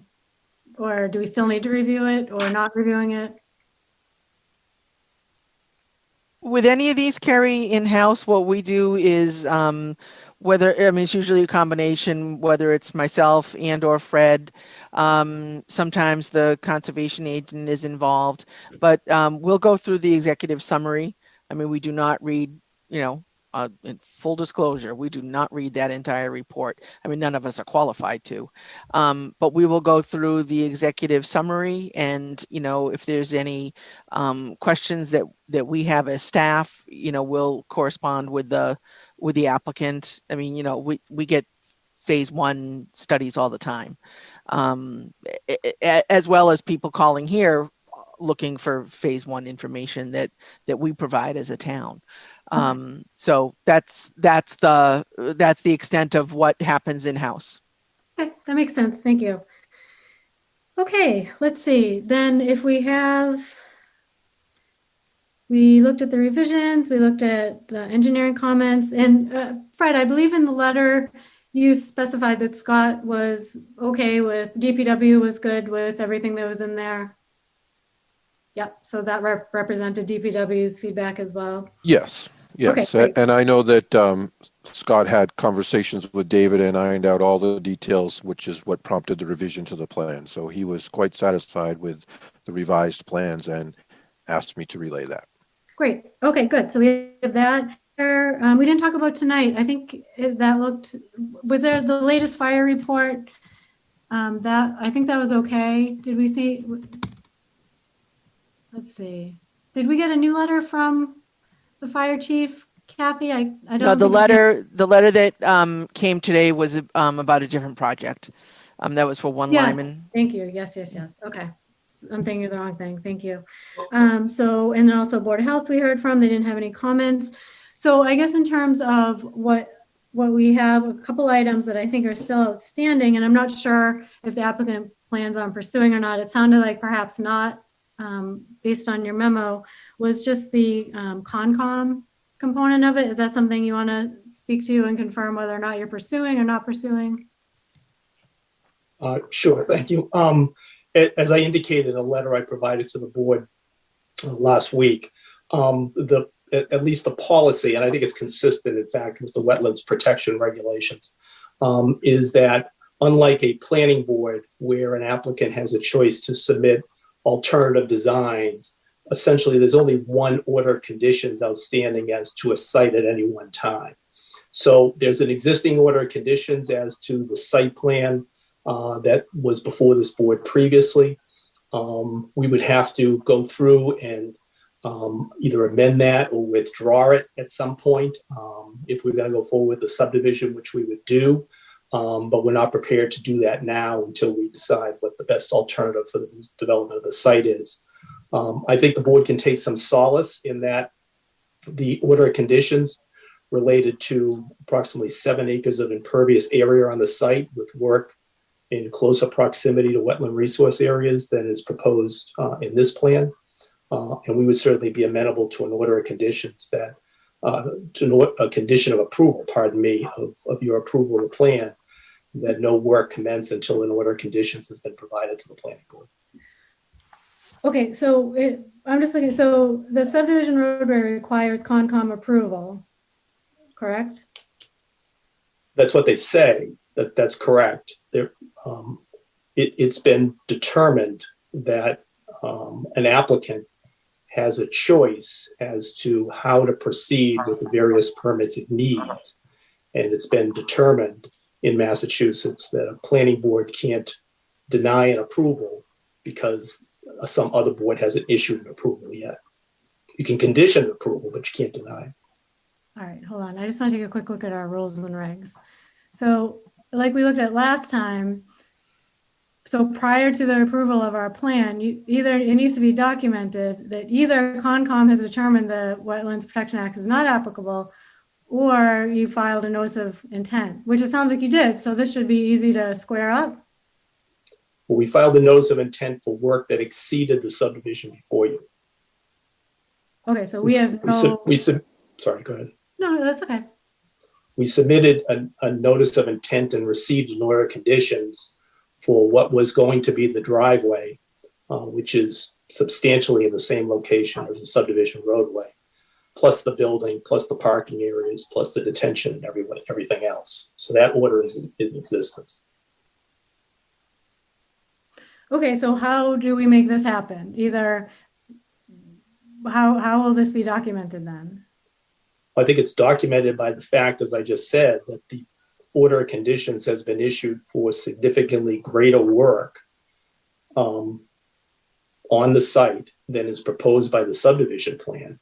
So it is more likely than not that the subdivision plan will be approved, and it would be appropriate for the planning board to impose a condition of approval requiring that order of conditions be obtained specific to the subdivision roadway prior to construction commencing of the subdivision roadway.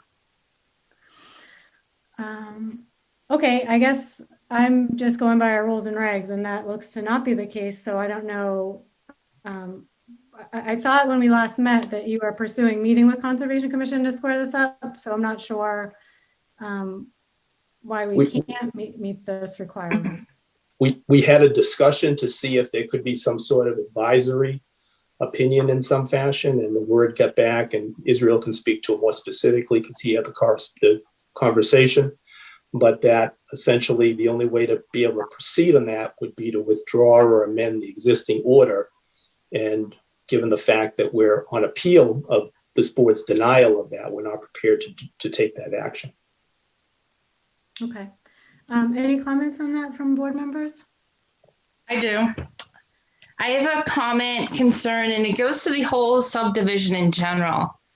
Now we keep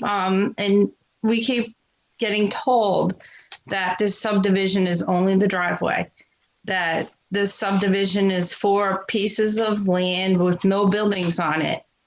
But the whole point of the subdivision is to put buildings on it. And we were told at the last meeting that they're going to build on H1 and B2. So it's actually going to be more buildings, and there's going to be more impervious, and there's going to be more, conservation to look at when that second building goes on.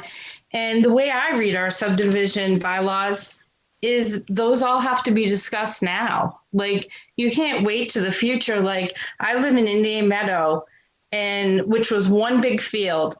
And they didn't say, okay, we have a field. Now we're going to break it up to 200 house lots, but we don't have to talk about any of that. It's just a field still. So the way I'm saying it is like, you can't say I have 2 parcels, I'm going to break them into 4 parcels, but we're still looking at grass. Because what's the purpose of these subdivision bylaws? Like, when you read down the impact statements that are supposed to come up, where you talk about projected traffic, or you talk about noise impacts, or you talk about impacts on groundwater and discharge, it all has to do with what's going to be on there in the future. And if the applicant is saying, well, we can't say what's going to be on there, I feel as a planning board, we say, okay, there's 4 parcels. You put what fits in that area, and let's do worst case scenario.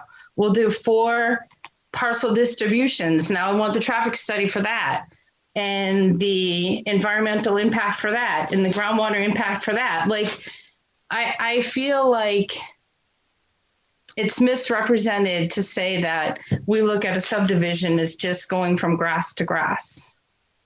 Like, I don't see what the point of going through, like, even the decision factors wouldn't make sense if there wasn't some sort of proposed, there's going to be warehouses or industrial buildings on those. And it's going to be more now that you're saying there's 4 parcels versus 1 parcel. So to say we're just to look at a road makes no sense to me. That's one of the things I had to mention. But another one is when I read the subdivision rules and regulations, there's 2 parcels being subdivided. This isn't 1 parcel with a defined outside lot area that's becoming 4 lots. We have lot H being subdivided and lot B being subdivided. And lot B, in my opinion, isn't even valid for a subdivision because according to our subdivision rules and regulations, if a tract of land goes into 2 or more lots, it shall not be deemed to be constitute a subdivision if the lots within that tract divided have frontage on the public way. So when you split lot B, they both have frontage. Those would be similar to an A&R. It wouldn't constitute a subdivision because it doesn't need the subdivision road. I guess the way I'm looking at this is I feel like it's 2 subdivisions on 1 plan, and we're being told you can't look into what's going to go on to those properties. But when I read the subdivision rules and regulations, all the impact studies talk to what's going to go on to those properties. I don't know if that makes sense to anybody. If I might, Madam Chair. Yes. Whoops, sorry. I can understand your plight, and this is not an easy area of the law to necessarily follow. But it is the tried and true law that when you begin with a subdivision, you begin with the premise that's in the state statute that you're entitled to an approval to divide your land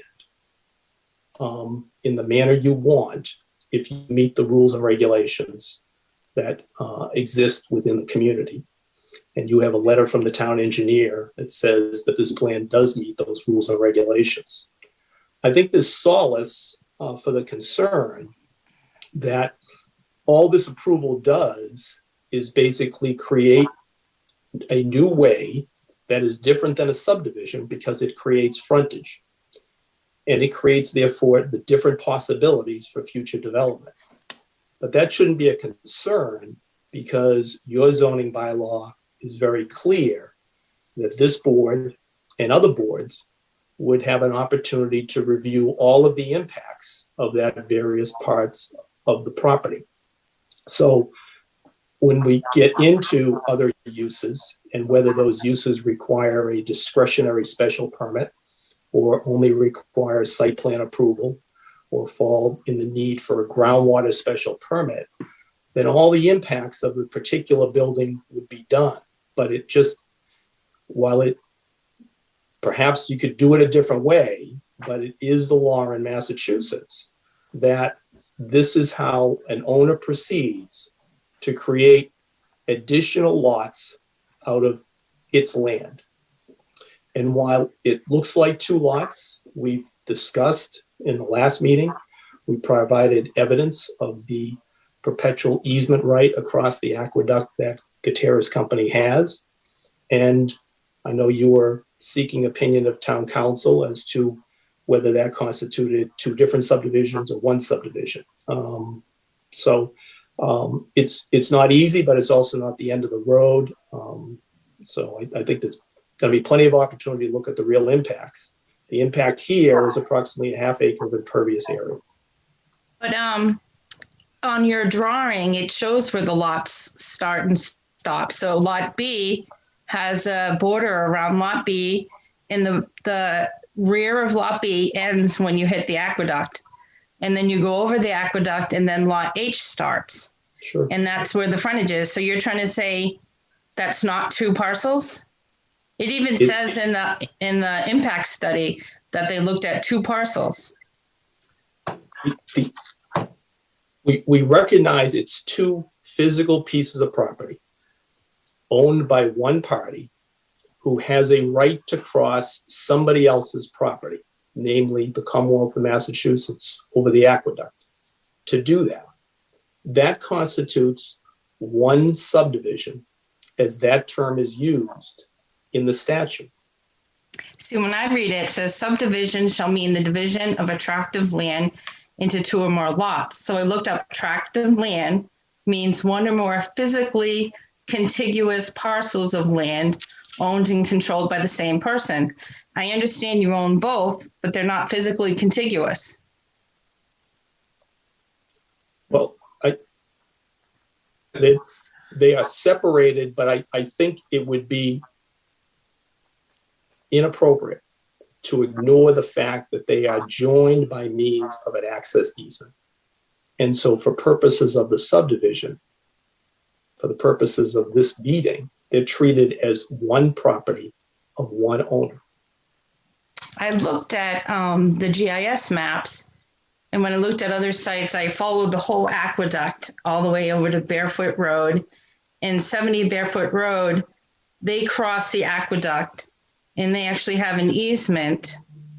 But for this development on Bartlett Street, there's a right of way, but I don't see an actual easement. I don't see, do you have I know you sent out some papers from like 1800s, but does it follow through to the deed today? Is there an easement that is legally tied to that deed still today? I went and I read the deed, and it only listed, the areas and the monuments that lay out the area, but it didn't say anything about the easement to cross. And I know you have the 8M, but the 8M also is only for the access drive. And that's only the right to cross. That's not an owning an easement. And the 8M is finalized once construction's done. You don't own the 8M permit anymore. The correspondence I provided attached the original grant of easement to the then property owner who owned the property now owned by Gutierrez. The ownership of that easement, the right to use that easement, has followed each and every subsequent owner since that time. And Gutierrez now has good, clear title to an easement to cross the aqueduct. Is there any way to get paperwork to show that? All I see is a paper from 1800 that says that the Mills family can cross. And then I see the Gutierrez property, and I look at the GIS map, and I don't see the easement. I see the right of way, but I don't see the ownership of the easement. An easement is not, once granted, is a perpetual right. It isn't affirmed each and every time. It's part and parcel of Gutierrez's acquisition of this property. And of all the property they acquired in Northborough and Marlborough, it's probably not the only easement that they benefit from, nor is it the only easement that the property is encumbered by, that they have to obey also in some fashion for various things. And the fact that it's old doesn't make it bad or defective in any fashion. Rather, what it demonstrates is, frankly, from the get-go, the idea of being able to cross from Bartlett Street onto the rest of the property was established as a property right at that time. Wouldn't you need an easement also, since Lot B and Lot H are two separate, and Lot B is going to be sold off to someone else in the future? You would also need an easement to cross Lot B. The roadway that's before you is the means of crossing.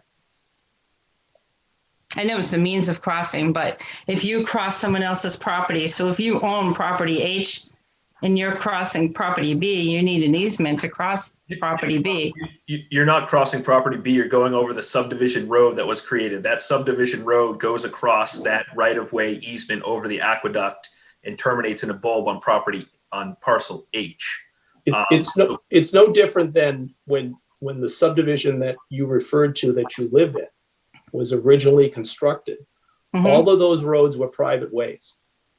Every owner got, as part of their original deed, the right to pass and repass over the roadways as shown on the subdivision plan. At some point, I think, the town accepted all those roadways and made them public, so they became public ways. But this won't be, as to those owners, a lot different than your subdivision or any other member's subdivision they live in. That's how residential subdivisions are always done in some fashion. This happens to be a non-residential subdivision, but the same concept. They will gain the right to pass and repass over the road A or whatever it's called on the plan, that they will have in perpetuity, unless and until the town were to accept the road. We've already said we don't expect the town to accept the road. We've already suggested a condition of approval, so there's no question about that. So there'll be a perpetual right to use the road. That road isn't owned by parcel B anymore. It sounds like we may need, so we did request to get some additional information that didn't come in until late afternoon today. So I think we may need to speak to town council about a couple of these things. It sounds like there are some outstanding questions that we need to confirm, and just unfortunately didn't come in time to make that happen. So I think that's something we'll need to look at a little more closely. The other thing related to that is we've been talking about the 8M permit, and you had mentioned that you don't plan to pursue a new permit for that. Not exactly. What we indicated is that we're not going to pursue a new permit while we're in the permitting process here on a plan that may or may not be approved by this board. What we will do and what we will need to do is seek a new or amended permit, the 8M permit, by specific reference to the subdivision plan. And we provided language for a proposed condition of approval that would make it clear that we have to provide that in the future. Okay, so There I is- feel like, go ahead. Sorry. Go ahead. That's okay, you can finish. Thank you. The 8M permit that you have in your record reflects the plan for what's being referred to here as the driveway, which is what it was in the site plan. And David can go into some detail if you want, but from a construction viewpoint, particularly as to its impact on a depth issue to the aqueduct, they're essentially the same. So we're very confident that we will get that at some point, should this board approve it. We won't go and ask the state agency for another permit without knowing that the plan that we're submitting to them has been accepted by this board. Okay, so I feel like I've been asking for the updated permit since the preliminary. And in fact, one of the reasons we denied the preliminary is because you didn't have that permit. So to come back around and continue to say you don't want to get that permit, I guess I think the message has been going out consistently that the board is looking for that permit, not as a condition beyond our approval, but prior to approval, the board is looking for that permit. So, I mean, it's been pretty clear. It's been said many times across many hearings, including the preliminary decision. So it's your prerogative if you don't want to pursue it, but with the understanding that the board is looking to see it, and certainly failure to provide the adequate permits is your choice. The other thing, let's see, back to Amy's point a little bit about the one thing I kept toggling back and forth with is sometimes the impact statement talks about the warehouse and sometimes it talks about the road. And there's just a lot of inconsistency in terms of pinning down for the board. What is the impact of this? Is there a warehouse? Is there not a warehouse? Is the traffic study focuses on this, but it's not going to be this. It's just going to be a road. And all of the studies focus on the warehouse, except the actual impact study says, oh, there's only going to be a road. So there's just trying to pinpoint what is the actual impact here when there are different messages in terms of, or different data that we're looking at for different scenarios. I just found it hard to toggle back and forth between the two. The Concom thing, it's in the subdivision rules and regs. I don't know. It's a part of our rules and regs. It's not. I showed it here to everybody. The subdivider, which is you, either shall document prior to approval, one thing or the other. It doesn't matter to me which it is, but I think we need something from Concom. This board has nothing right now from Concom related to this application. So I think we need something from Concom, and it's included in here that the subdivision roadway requires Concom approval. So I don't know what the disconnect is with that one, but I think we're looking for something from Concom review as part of your application. If I might, the letter we submitted, I think, serves the purpose for it all. Since you're indicating that you're going to be reviewing further with town council, I would urge the board strongly to ask town council as to the board's authority to require, prior to acting on the subdivision, some other board's action, because there is specific case law on the issue. Please recall that the rules and regulations you draft, unlike, for example, a zoning bylaw, are never reviewed by a third party. You can write anything you want in your rules and regulations. What they're governed by is the state statute, Chapter 41, Section 81Q, which defines the jurisdiction that a board can impose rules and regulations. A number of your rules and regulations, in my opinion, exceed your authority. We've tried to comply as best we can with those through the filings that we've made. But you should review that carefully with town council. Well, I assume at some point a town council of sorts reviewed our rules and regs, and this has never been. I think that would be an unfair assumption. I don't know. I mean, that's speculation at this point. I'm just looking at the rules I have at hand, and here's what I have. I also know that there needs to be some sort of 8M permit for this application that's updated. That's an outstanding item that continues to be on the list here. Is there a specific reference in your rules and regulations to an 8M permit? Well, I guess you're responsible for furnishing all permits related to the application, and failure to produce the required permits is grounds for disapproving the application. So it's on, I mean, if you don't want to get it, that's your prerogative. The board is looking for, you say you have a right of way to cross. It's under the control and care of MWRA, and you don't have any proof that they've said this is okay. I guess I'm looking to find that documentation. If you don't want to provide it, then you can continue on that path. I'm just I'm articulating what we're looking for again on the 8M permit. The other thing, let's see. All right, I think we need to have a conversation with council. I think we have those two outstanding items that's been expressed. Sorry, I didn't realize I'm still sharing. It's as you wish if you want to pursue it. And I don't know, I want to give some time for public comment. I don't know, do board members have any additional questions? Carrie, can I? Yeah. If I don't want to cut off a board member, but what are the just so obviously I can get them to town council, what are the outstanding questions that the board has. I just have it written down a couple times that there's outstanding questions, but I didn't catch what those questions were. I think just general follow-up, just further discussion on general, I mean, if it can't be specific to this application and just general subdivision law and ownership and things like that, that's fine with me. Just to have that conversation. I recognize if the applicant's not there, we can't make it specific, but I think we need to have some sort of ability for question and answer on that. So I guess just question and answer for subdivision rules and regs and ownership. Okay, You would have that conversation, I assume, in open meeting. Of course. So you want to have town council come in, Carrie? Is that what you're saying? We can. Actually, we're able to contact town council and ask questions outside of an open meeting. The chair is anyway.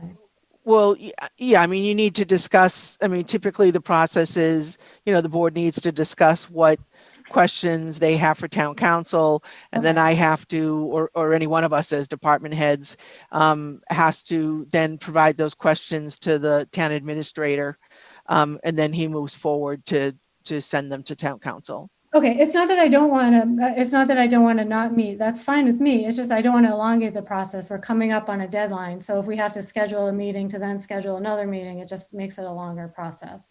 So if he's going to be at our next meeting anyways, we're having executive session. So maybe he just stays a little longer at the end. Yeah, that might work.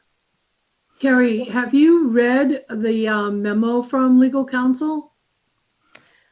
Bree, it came really late today. I just barely got to really dive into it and take a look. It wasn't really a memo, it was just an email.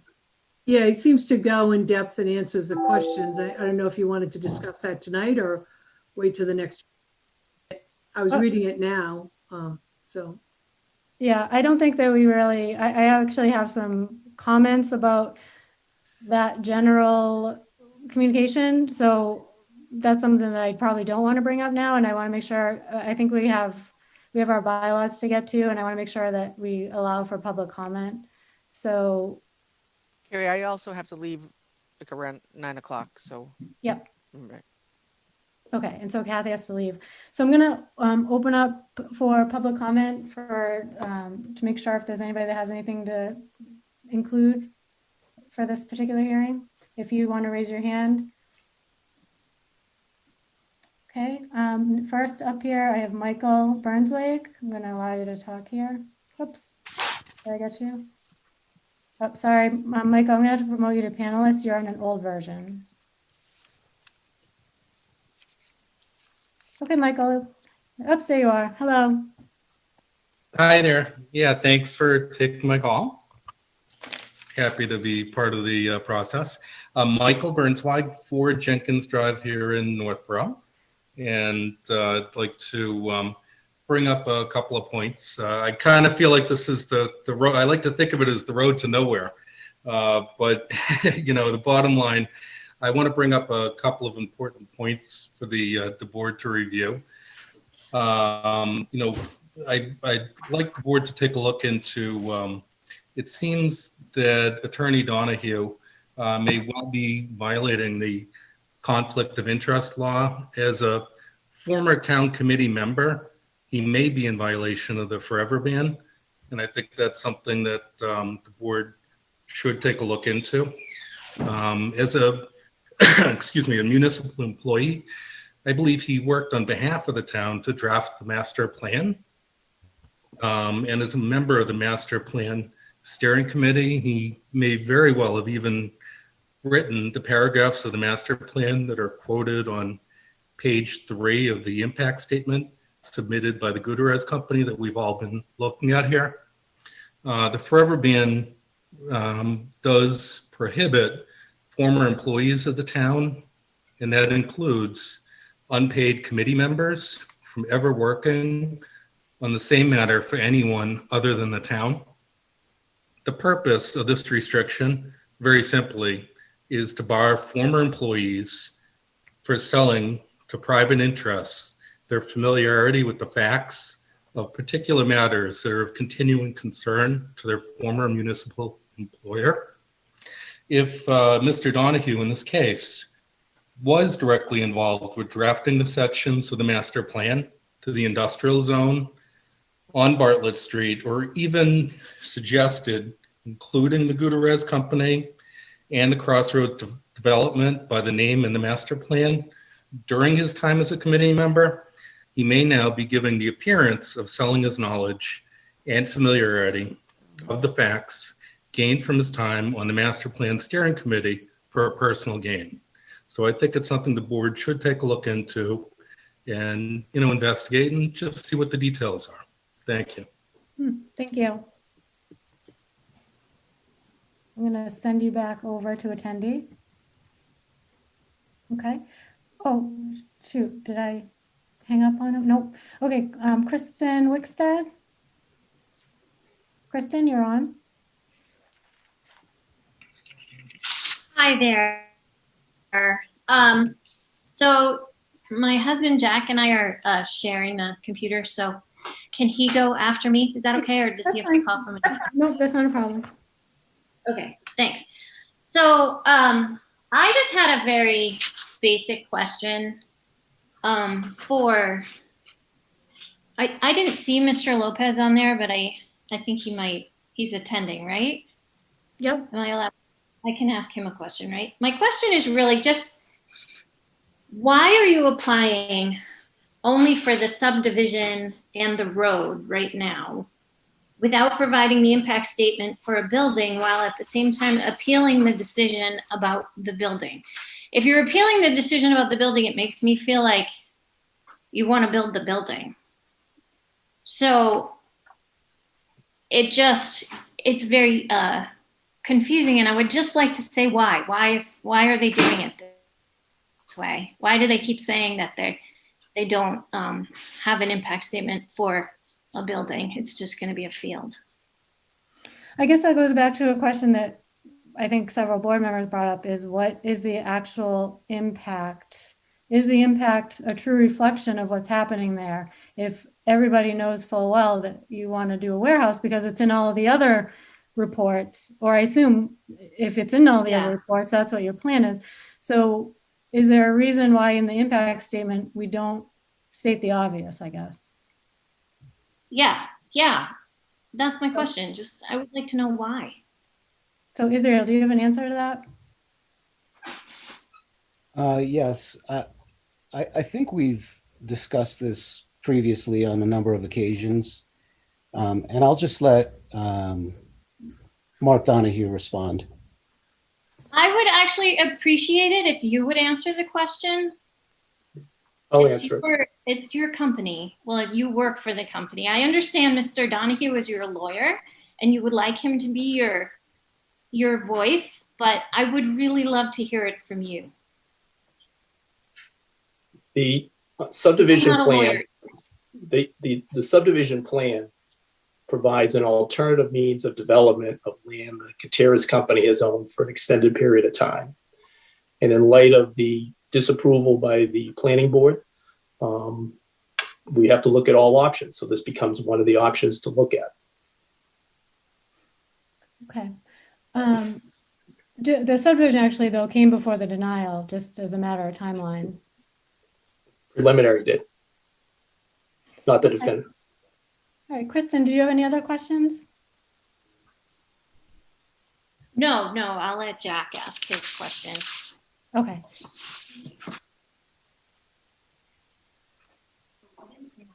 Jack, if you wouldn't mind just stating your name and address, please. Yes, sure. My name is John Wickstead, and I live at 2 Stirrupbrook Lane. Sure, go right ahead. Feel free to interrupt me when you think I've gone on too long. I sent the board a long email, and I won't go over that same information again. I'll trust the board to be able to read my email with my concerns. Specifically, I think the shoddy way in which this proposal was put together sort of speaks volumes about the Gutierrez Company and their business ethic and how they sort of view Northborough. The traffic report that they include is, barely updated, and it contains some plain factual inaccuracies.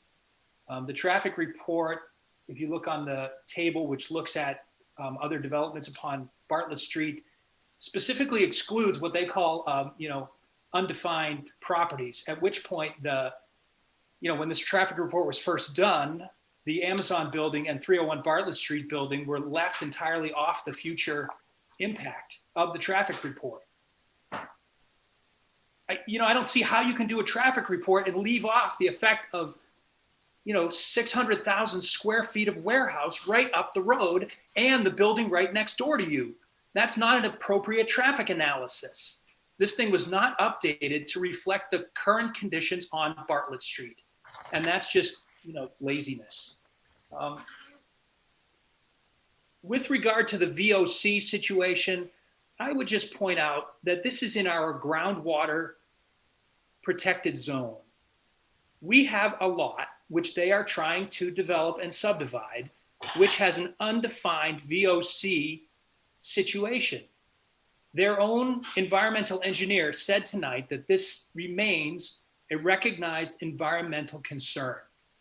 I completely agree with him that it's the responsibility of the spilling party, in this case, the Rododyne Corporation, to perform the phase 2 study. But we are under no obligation to allow development on this property until the phase 2 study is complete and we fully understand the implications of the VOC spill. I think it's telling that the town will happily admit that none of us have the qualifications to read this 700-page report. Until the VOC situation on the property is defined, the planning board should not allow for any subdivision to proceed. The whole reason for getting a phase 1 study is to identify these problems. If the Rododyne Corporation is not working at a speed that the Gutierrez Corporation thinks is appropriate, the Gutierrez Corporation is well within their rights to pay for their own phase 2 study. And then we would know what the contamination on the soil really is. But until the situation with the VOCs is fully clarified and the extent of this recognizable environmental condition is clarified, the planning board is under no obligation and should not proceed with any further development on this property. That's the whole point of requiring an environmental study in the zoning bylaws, so that you can identify these problems and mitigate them before any development takes place. Thank you. Thank you. Okay, we have one more here. Rachel Armstrong. Oops, Rachel, you have an older version of Zoom, so you're going to be a panelist for a minute. Rachel have her vest on.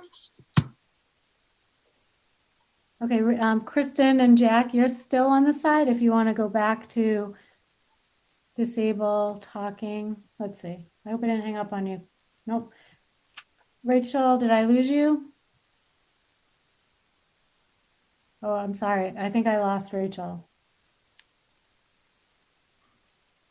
Okay, I'm going to allow Brian here on the line while we try to find Rachel, or maybe she can call back in. I'm going to bring Brian in to talk. Brian, whoops. Hi, my name is Brian Gwynn. I live at 6 Jenkins Drive. I have a question regarding the spills and the report that we've been listening to this evening. Everything discussed seems to be around, reacting to previous spills and conditions, and got me thinking, well, what should be done to prevent spills happening in the future, whether it's excluding the use of chemicals or preventing activities that use chemicals. So what kind of, what kind of studies or what kind of information can be gathered about that? Specific to this site or just as a general? Well, to that site, yeah. Any thoughts on how we can ensure? I suppose the other concern I have along with that is that we hear that it's taken that the other company or you are allowed 6 years to clean something up. So we're looking at a site here that could have a spillage, and then we're going to have to wait 6 years for it to be cleaned up while it continues to contaminate the groundwater. Okay. And so I want to better clarify your first question. You're asking what can we do to prevent spills? What kind of, you wanted to talk about excluding the use of specific chemicals? Or yeah, it's more preventative measures rather than reacting to something that happens. So that actually is probably more of a question for Fred, in that it would be a general, I think it would be something general for the town. And Okay. then we do exclude, Fred, we do look at hazardous waste and things like that. Is this something that you think was just from so long ago that we didn't have those things in place? Well, the spill, I believe the spills that occurred were in the town of Marlborough, the city of Marlborough, and not within Northborough. So I'm not sure how we would have been apprised of it at the time. As Matt indicated, the rules have changed quite a bit in the last 20 or 30 years, and actually the methods of operation for a lot of businesses have also changed, where the backdoor scenario that he envisioned is no longer a factor as far as I know. I've never seen anyone do that or been apprised of it. There is a reporting requirement for any spill over, I think, 5 gallons to the DEP. And so that is generally what triggers a lot of the analysis regarding sampling and cleanup. And as he indicated, most of it is cleaned up immediately with absorbent pads and other things that are generally required to be on hand as part of a groundwater special permit. As terms of preventing businesses from storing chemicals, we do have some requirements that say they can't have hazardous or toxic materials stored on site. And in the event that they are applying for a special permit that requires that, they have to present proper mitigation plans and containment plans to the Groundwater Committee in order to get them to recommend approval to whether it's the planning board or the ZBA. I'm not sure if that answered it or not. Does that answer your question, Brian? I think partly, yeah. I just come back to the fact that it's still reactionary. It seems that it's a risk that is it worth taking that risk? Considering where it is and the water supply, etc., that's there. So I think the engineer pointed out that these things do happen. Statistically, something could happen. So surely everything should be done to minimize that risk. And to me, preventing any activity or the use of any sort of chemicals in that area should be taken into account. Okay, great. Thank you for your comment. Thank you. Okay, Rachel, we have you back, it looks like, if you still wanted to make a comment. Yes, can you hear me? We can. Yeah, if you just say I'm your so sorry name. about that. I have a new computer anyway. I apologize. No problem. Just your name and address, please. Rachel Armstrong, 10 Hemlock Drive. Okay, great. I missed the other caller, so I apologize if I repeat what he said. But I guess what I wanted to say is I'm not sure why we are even considering more industrial development when we know, and it's been validated by the CMRPC earlier, that there are major traffic and safety issues with the current situation on Bartlett. We know that a lot of the planning board conditions can't be met. We see trucks that are entering that facility from the east. We see a lot of trucks that aren't even Amazon and FedEx. So again, I'm not quite sure why we would be adding to that traffic when we already know that there are major safety issues there. And I just, if we can't resolve these issues when we have reduced commuter traffic, reduced school traffic, and the Amazon facility isn't even fully operational yet, I'm really concerned that now we're talking about adding to that traffic without having these issues that we're dealing with currently controlled. And again, we all know this isn't a road to nowhere, that there will eventually be an industrial development on that lot. So I think we need to get the current situation under control before we can add to it. And that's it. Okay, great. Thank you so much for your comments. Thanks. Okay, that looks to be about it for public comments. Any other comments or questions from the board? Millie, anything from you? Let me look. I wasn't ready. Can you come back to me? Yes. Anthony, anything from you? Not at this time. Okay, Amy? I still want to look, I'm still going to discuss more about that subdivision for parcel B, but I can bring that up next time. With the rules and regulations, I don't think it constitutes a subdivision, like I said before, because it has frontage. And plus, and part of the rules and regulations also says that it has to follow zoning. And one of the parcels will be a non-conforming lot. And I don't think we have to prove a non-conforming lot or like create a non-conforming lot. We could leave it as all one parcel B. So I have a question about that and problems with that. I mean, you could still leave it as parcel B and get a roadway or a subdivision road up through to parcel H. Okay, with so a non-conforming lot. okay. Any other questions? Outstanding items for you? I mean, that's all I can think of right now. I had a list of things, Okay, but Michelle, I think anything- I got sorry. most of them. Sorry. Michelle, anything from you? So Carrie, just for clarification, you're talking about legal counsel and what you're going to discuss with him at the next meeting? No, just any further questions or outstanding items from you or things that you wanted to comment on? Just giving you an opportunity to add any No, additional. I'm all set. I just wanted to make sure we were productive and that we have legal counsel coming to the next meeting. I think there were 3 things that you'd want to talk to him about. One is that Amy has a question on the easement that she was just discussing now. You probably want clarification. He gives a little bit of that in his response. The other one, whether or not you feel like an 8M is required as part of the subdivision approval process. And the third one is whether Concon is required for the subdivision road. Those are the 3 ones that you guys all seem to be struggling with. So I'm not looking for an answer on the 8M. I would like to see the 8M. It's part of the process and what we need for documentation. I'm actually not even really struggling on the Concom piece, but if you would like to hear, if the board wants to hear more, that's fine. We can certainly ask any questions that we want, and I'm open to that too.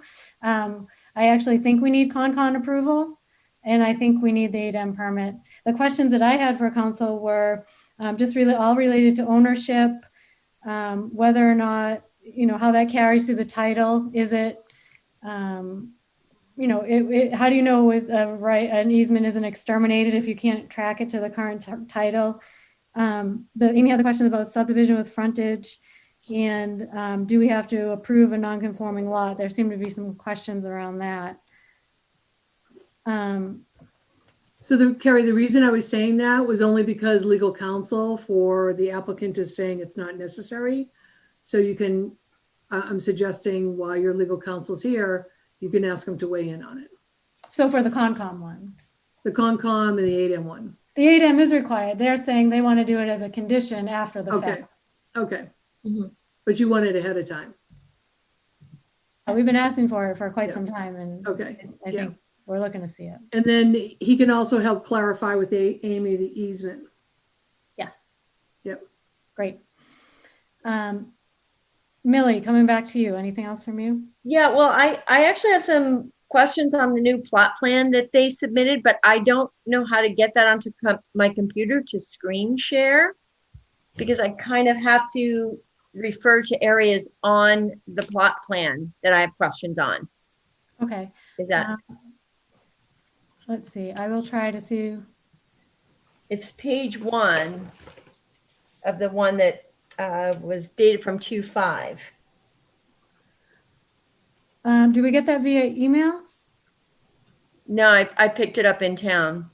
So did I. Did anybody get that via email, that you have an email copy?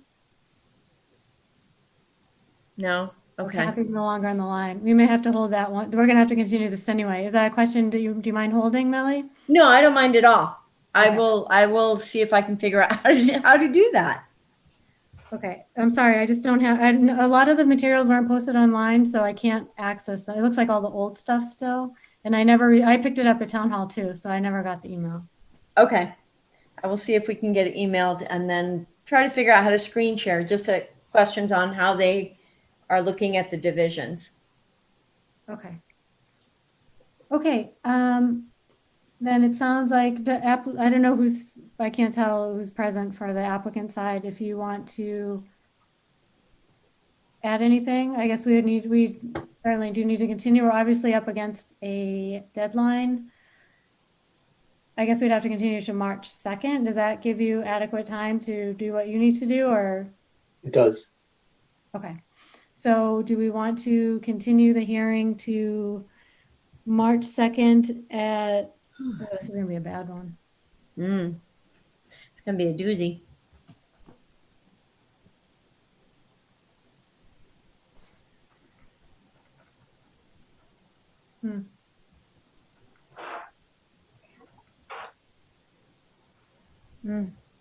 Okay, well, we don't have a choice. We have a timeline. So do we want to make a motion to continue the hearing to March 2nd at 6:30 p.m.? I make a motion to continue the meeting to March 2nd at 8:30 p.m.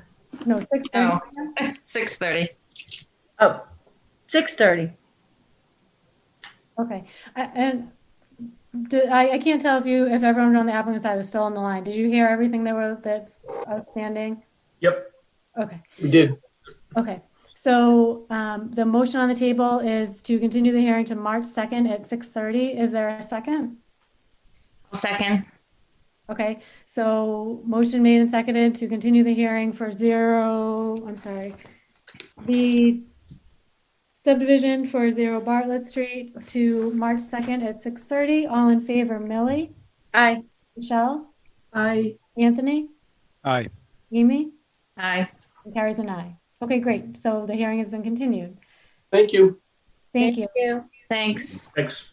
So I see that Kathy is not with us at this point, and I want to make sure that we get through any final things on our bylaws. And Kathy had sent over a draft of where we stand with those. So why don't we try to quickly get through that? Let's see. I can pull that up.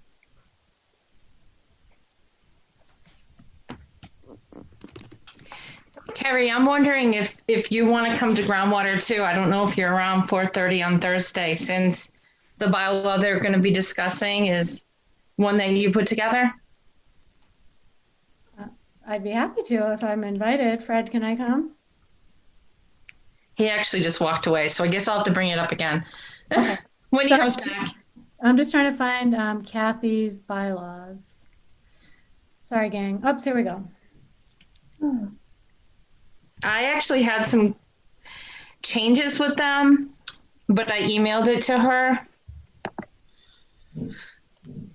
Okay, the last thing I have, oh, sorry, Amy, I was just gonna say the last thing I have on file, I just want to make sure everybody has. Oh, sure.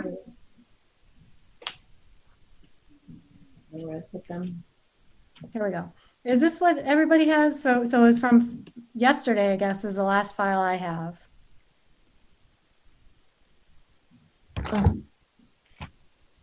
Yeah. That's Okay. it. All right, so Amy, I'm sorry, go ahead. Oh, sorry, no. I had some changes, so I emailed Kathy. I'd have to pull it up because she wasn't at the last. So I think we had discussed all the bylaws at the last meeting, but the bylaws that she used to make this update were from the meeting before. Yeah, and I had sent her a recap, so I know she was just getting back to work, so she may have missed it, but I did share all of our feedback in a recap email. I don't know if all of it, I didn't catch if all of it was captured. I know the groundwater one wasn't, but do you want to start at prohibited uses and see if we think this looks like it's in a good spot? Did you have anything related to this, Amy? I just had a question because she took out G, but G sounded like our hazardous waste bylaw. So I just asked her, did you take out G because it had to do with hazardous materials? And I guess I can ask her again. But it wasn't a big deal because I think the reason why she took it out was because it's already covered in our hazardous waste bylaws.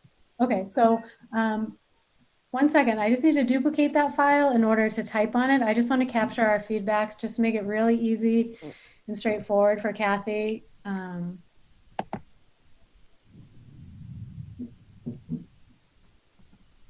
Okay, now I'm going to share again. Okay, am I back? Can everybody see this? Mm-hmm. Okay, so the question here was, what happened to G? Was it removed because of, My original. because was it covered in hazardous waste? Mm. Okay. Anything else? And that was the only thing I had for that.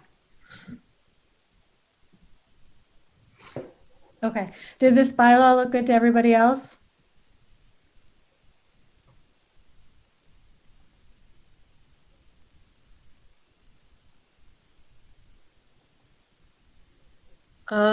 There's just a typo, I think, if you write that no use variance shall be granted for any prohibited use set forth in this section within. Oh. Here we go. Just Okay. a quickie. My eye. It's a new word. Is it writhing? Within. I think it's within. Within, yeah. Okay, anything else there?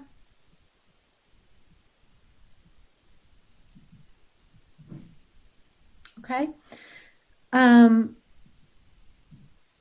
You think we should take a vote so we can move forward? Wait, actually, this isn't accurate. It's missing, we'd asked a question about fur-bearing animals, but we didn't necessarily remove them. And then It still should be in there. I saw it. Oh, it is? I'm sorry, I missed it. Maybe it's down further.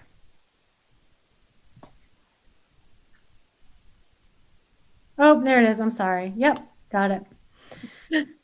Okay. Let's see. So looking at this now with these fixes here, is it, we'll just take a quick straw poll on whether or not this looks okay to continue forward. There's another typo. I'm sorry. Abattoir and commercial slaughtering. Oh no, it's there. Never mind. It's all good. It's just my eye. I was afraid I was going to embarrass myself by not knowing how to correctly. It's my eyes. Okay. Okay, so just straw poll, I guess. Does this look okay, Michelle? I agree. Anthony? Agree. Amy? Yes. Millie? Yes. Okay, Carrie's a yes. Obviously, we have these, what happened to G, and then within. Okay. Next, we looked at this is a contractor's yard. So Amy, was this where you had changes? Yeah, it was the wrong definition. It was an older one that she included there. And I forwarded her the latest. Do you want me to bring it up or? Sure. Okay. And then I can forward it to you to forward to Kathy after. Sure. Let me see. Let's see if I can.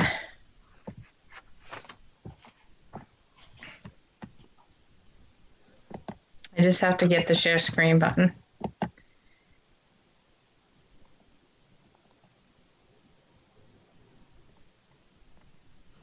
Okay, so this was the one, and I can forward it to you, and I did forward it to Kathy too.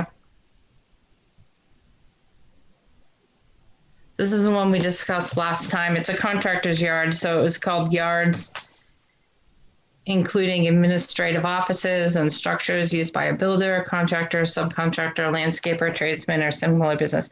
It's very similar to the last one, but this is the one we discussed last. Okay. The one that Kathy had brought up was one I had used before, but it just talked about building contractors and building subcontractors. This left it more open to different types of contractors, subcontractors, landscapers.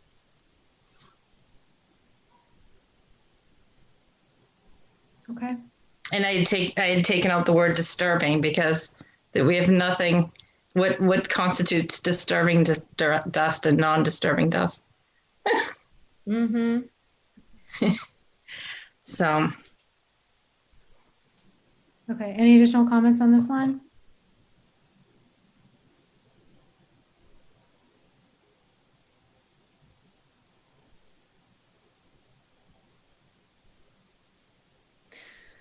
So is that a capital Y up there? Is that start? That's the first word of it, right? yeah, so we could make it a capital. Oh, that's fine. I just didn't know if I was missing like a different section. Okay. Yeah, no, this is the first word.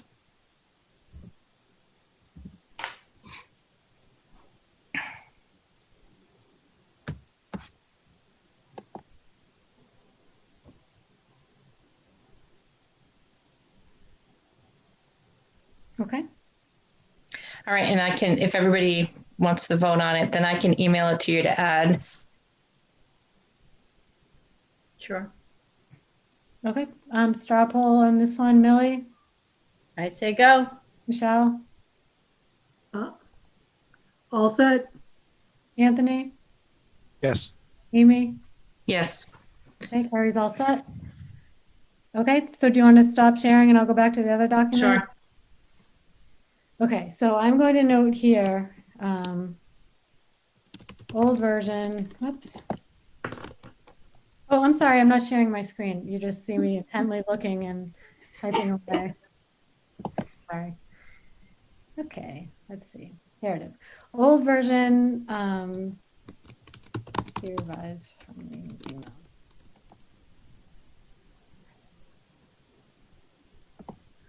All right, so that's that.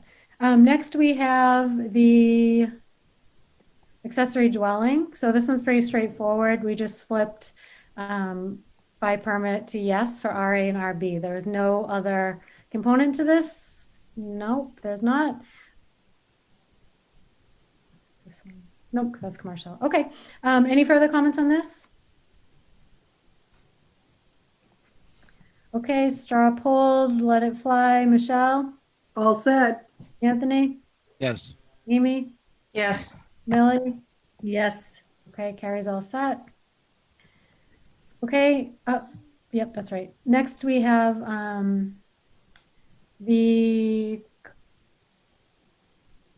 commercial storage facility. Okay, this looks like we are just changing not allowed in Business West. Pretty simple. Any further comments on this one? No. Okay, straw poll, Michelle, All set? Anthony? Yep. Amy? Yep. Millie? Yep. Okay, and carries a yes. Okay, next we have the groundwater protection, and this was for the two-family dwelling. This was just to consolidate. This actually is two changes. One was from the staff. This was the prior to the public hearing. They made a correction here that no longer made sense with the timeline. And the other thing is to streamline it to two boards. So the way we did that is obviously by adding two-family dwellings to go to the planning board, and that would take care of that dual board issue. Any more comments on this one?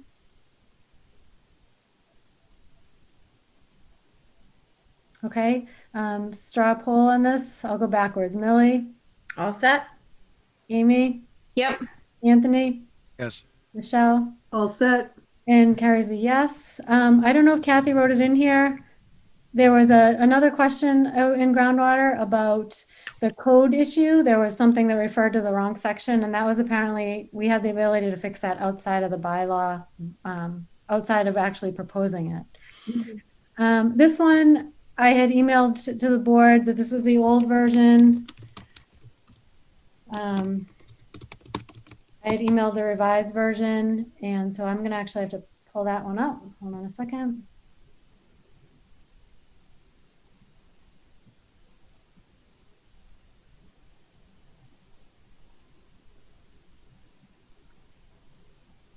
Okay. I'm gonna share again.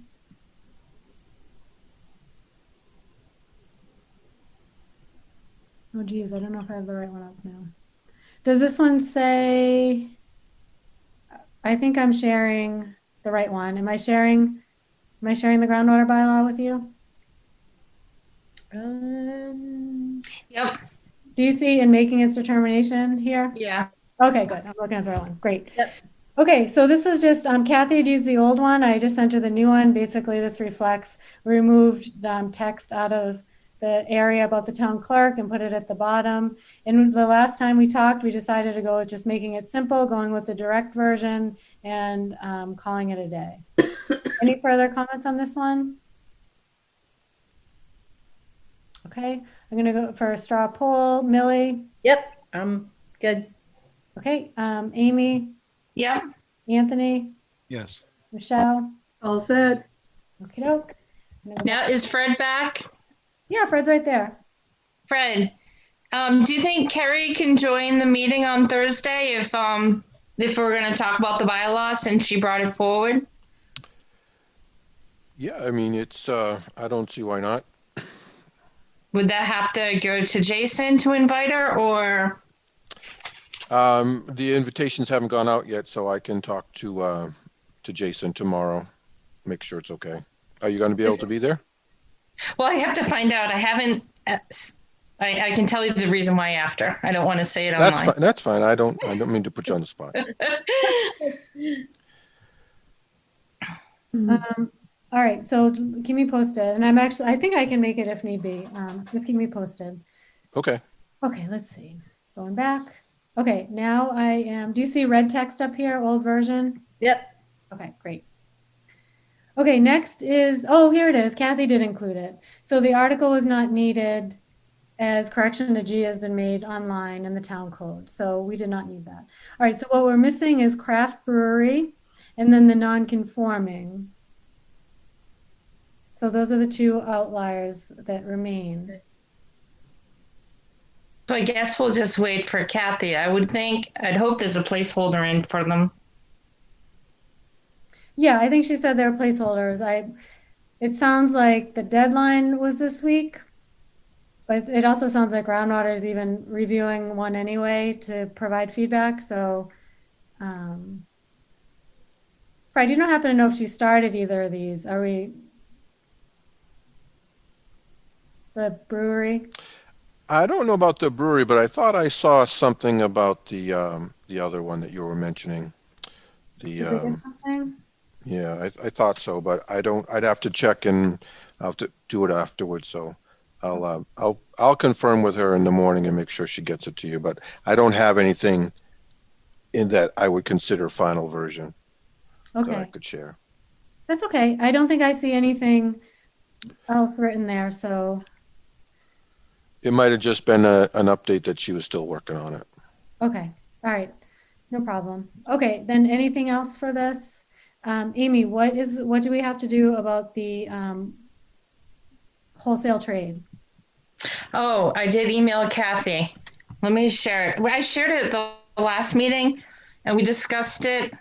So I'd want to just take a vote on it, I guess. We were going to talk about it with Kathy here, but she's not here. So I'll share it again if you want. Sure. Let's see.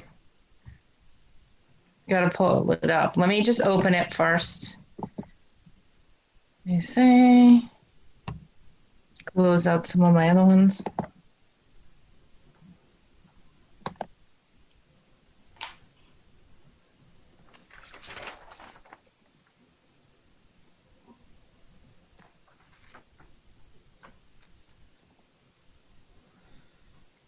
Just hold on.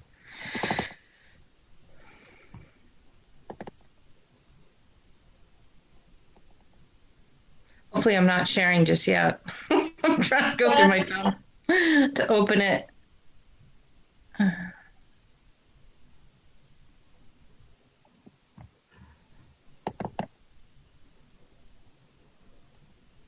Wasn't that? Yeah, I got it. Now I'll share, now that I've found it. Oh my gosh, too many files open.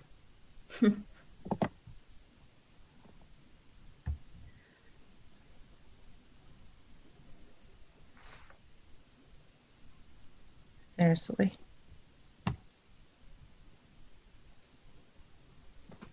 Sorry. Not it either. Can we try to find it in email to Kathy? Wait a second. I have it up. I just have to, when I pull up my share screen, I just don't see it. Oh, here it is. Okay. No. Okay. Can you see it? Yep. Mm-hmm. Okay. Wholesale trade is like the commercial storage facilities where it talked about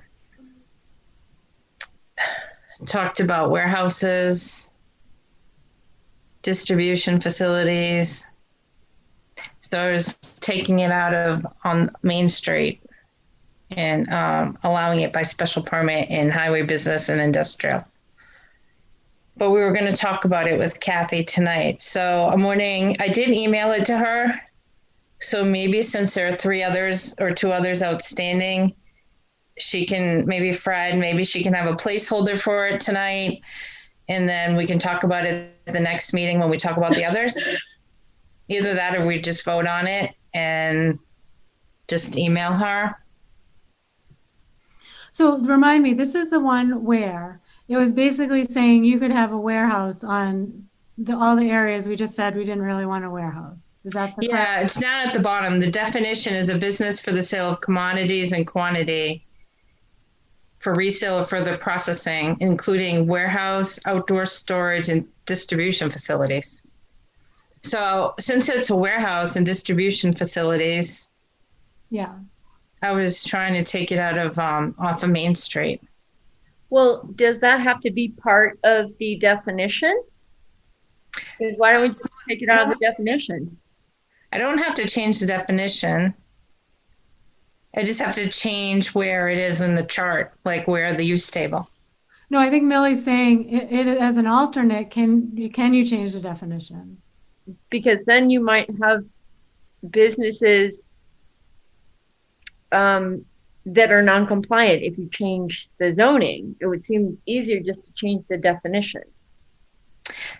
No, I mean, I was even reading something from that you can't worry about some things coming non-conforming. You would never update your bylaws. Like, I know in the past, Kathy has said we have to worry about making non-conforming uses, but I don't know what I'd change the bylaw to, and the other ones would still be non-conforming. So I was just, changing so new warehouses and distribution facilities didn't come forth. But the one Michelle had mentioned is up by Wegmans, which is industrial, so that still wouldn't even become non-conforming. It would just be over on West Main Street or over by like Walmart. So does something else cover the definition for a business for the sale of commodities and quantity to retailers for resale, period? Is there something else that covers that in the bylaws? Where else can they go? I don't think so. Well, these are all the ones. There's grain, lumber, construction, garden supplies. So if you wanted to sell commodities and quantity to retailers for resale, you wouldn't have that option in Northborough? Well, you would in the industrial or highway business. Just not on Main Street. Oh. So I'm not prohibiting them in town. Yeah, but Amy, Yep. when you're saying Main Street, you want to make sure that it's not downtown. Main Street goes from, all the way down to Marlborough, all the way down to Shrewsbury. It's already not downtown. It's not near Marlborough. It's only in the Shrewsbury area. Yeah, it's just, so how about if we just wait till Kathy comes back and just ask for clarifications, because we're having a lot of questions on this. This is new, it was just brought up. She hasn't even written a definition on this, has she, or just? We don't need a new definition. It's the same definition. It's just changing the use table. I mean, Fred, do you want to weigh in because you're a part of staff, or? My recommendation would be that you wait for Kathy. All right. Well, why don't, so we did look at this last time, but I don't think Kathy was here for that at that time. So did she reply to you, Amy, at all? Do you have any indication from her? No, I think she's been super busy. Okay. All right. So that sounds like what we need to do here. My goal would be, I agree, we don't want warehouses and outdoor distribution on Main Street. I think the outstanding question may just be how, it sounds like Millie, Millie, I don't mean to speak for you, asking, is your question, can you still sell commodities in that, in a different use scenario? Yes, that's my question. Okay. Does that question, do you want to send this to Kathy with that question, Amy, or do you want me to summarize that question? It's up to you. I just wanted to put a placeholder in it, at least since today's the last night. And we talked about it at last meeting and this meeting, but.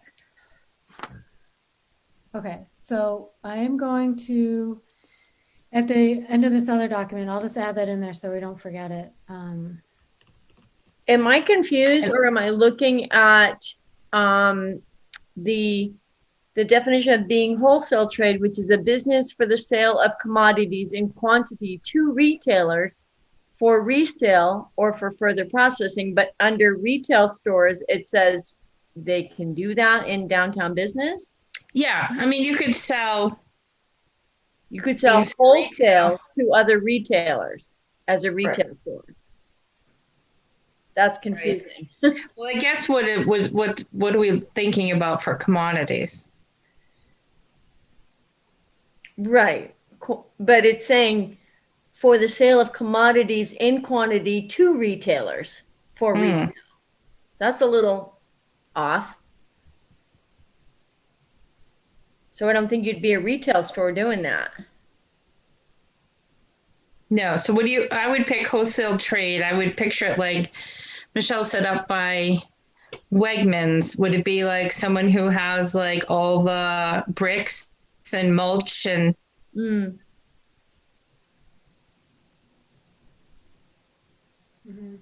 Yeah, that's I would picture that as wholesale trade. Yeah. Maybe look at that one a little more. I don't know if there's a place for that on Main Street. Okay. All right. So it sounds like you're just really not changing the ability to have that as a use. You're just changing where you can have it. Right. I was trying to cut down when I went through the bylaws of, there's been complaints about warehouses and distribution facilities, and they seem like more of an industrial use. But these are still allowed on Business West. So someone can come in and say, well, like the person that's in 301 right now, Bartlett, I think they store and sell things to Lowe's Hardware. Mm-hmm. Wouldn't that be similar to wholesale trade? Yes. But would we want a big warehouse on Business West down by Romaine's that's delivering wholesale products and commodities to Lowe's Hardware? Like, it just didn't seem like a place for it anymore. Maybe in the past in Northborough, that was the area. But I know there's been a lot of talk, even with the master plan, about cleaning up that area. And, there's a daycare and there's restaurants, and trying to move away from the warehouses and distribution on Main Street. So that was the main thing with that, and the commercial storage. Commercial storage was the same thing. It was warehouses and distribution on Main Street. We're trying to cut back on traffic and trucks and all over town. Mm-hmm. So I felt the same thing with wholesale trade. Someone could come in tomorrow and say, okay, I want to build a warehouse. And now you've got trucking and warehouses over there. And I just feel like the sense from the town is to clean up the trucks that are going through downtown. Mm-hmm. Okay. All right. So it sounds like for this one, if you can just send that Yep, I just did. I sent you an email that I sent Kathy that has all of my changes and additions. Okay. So I just sent it to you, but I think I sent it to Kathy yesterday. Oh, okay. Okay. Then that is the end of what we have for bylaws. So we have those two outstanding. We just need some feedback on the wholesale. And then I think that should be a wrap for that, unless we're missing something. Okay. Good. Then I think I don't think we got any minutes to cover. We already talked about agenda. I just wanted to make sure the two outstanding are the ones on the non-conforming use funds. So so we're waiting for draft text for non-conforming and the craft brewery, Right. and then feedback on the wholesale trade. Yep. Okay.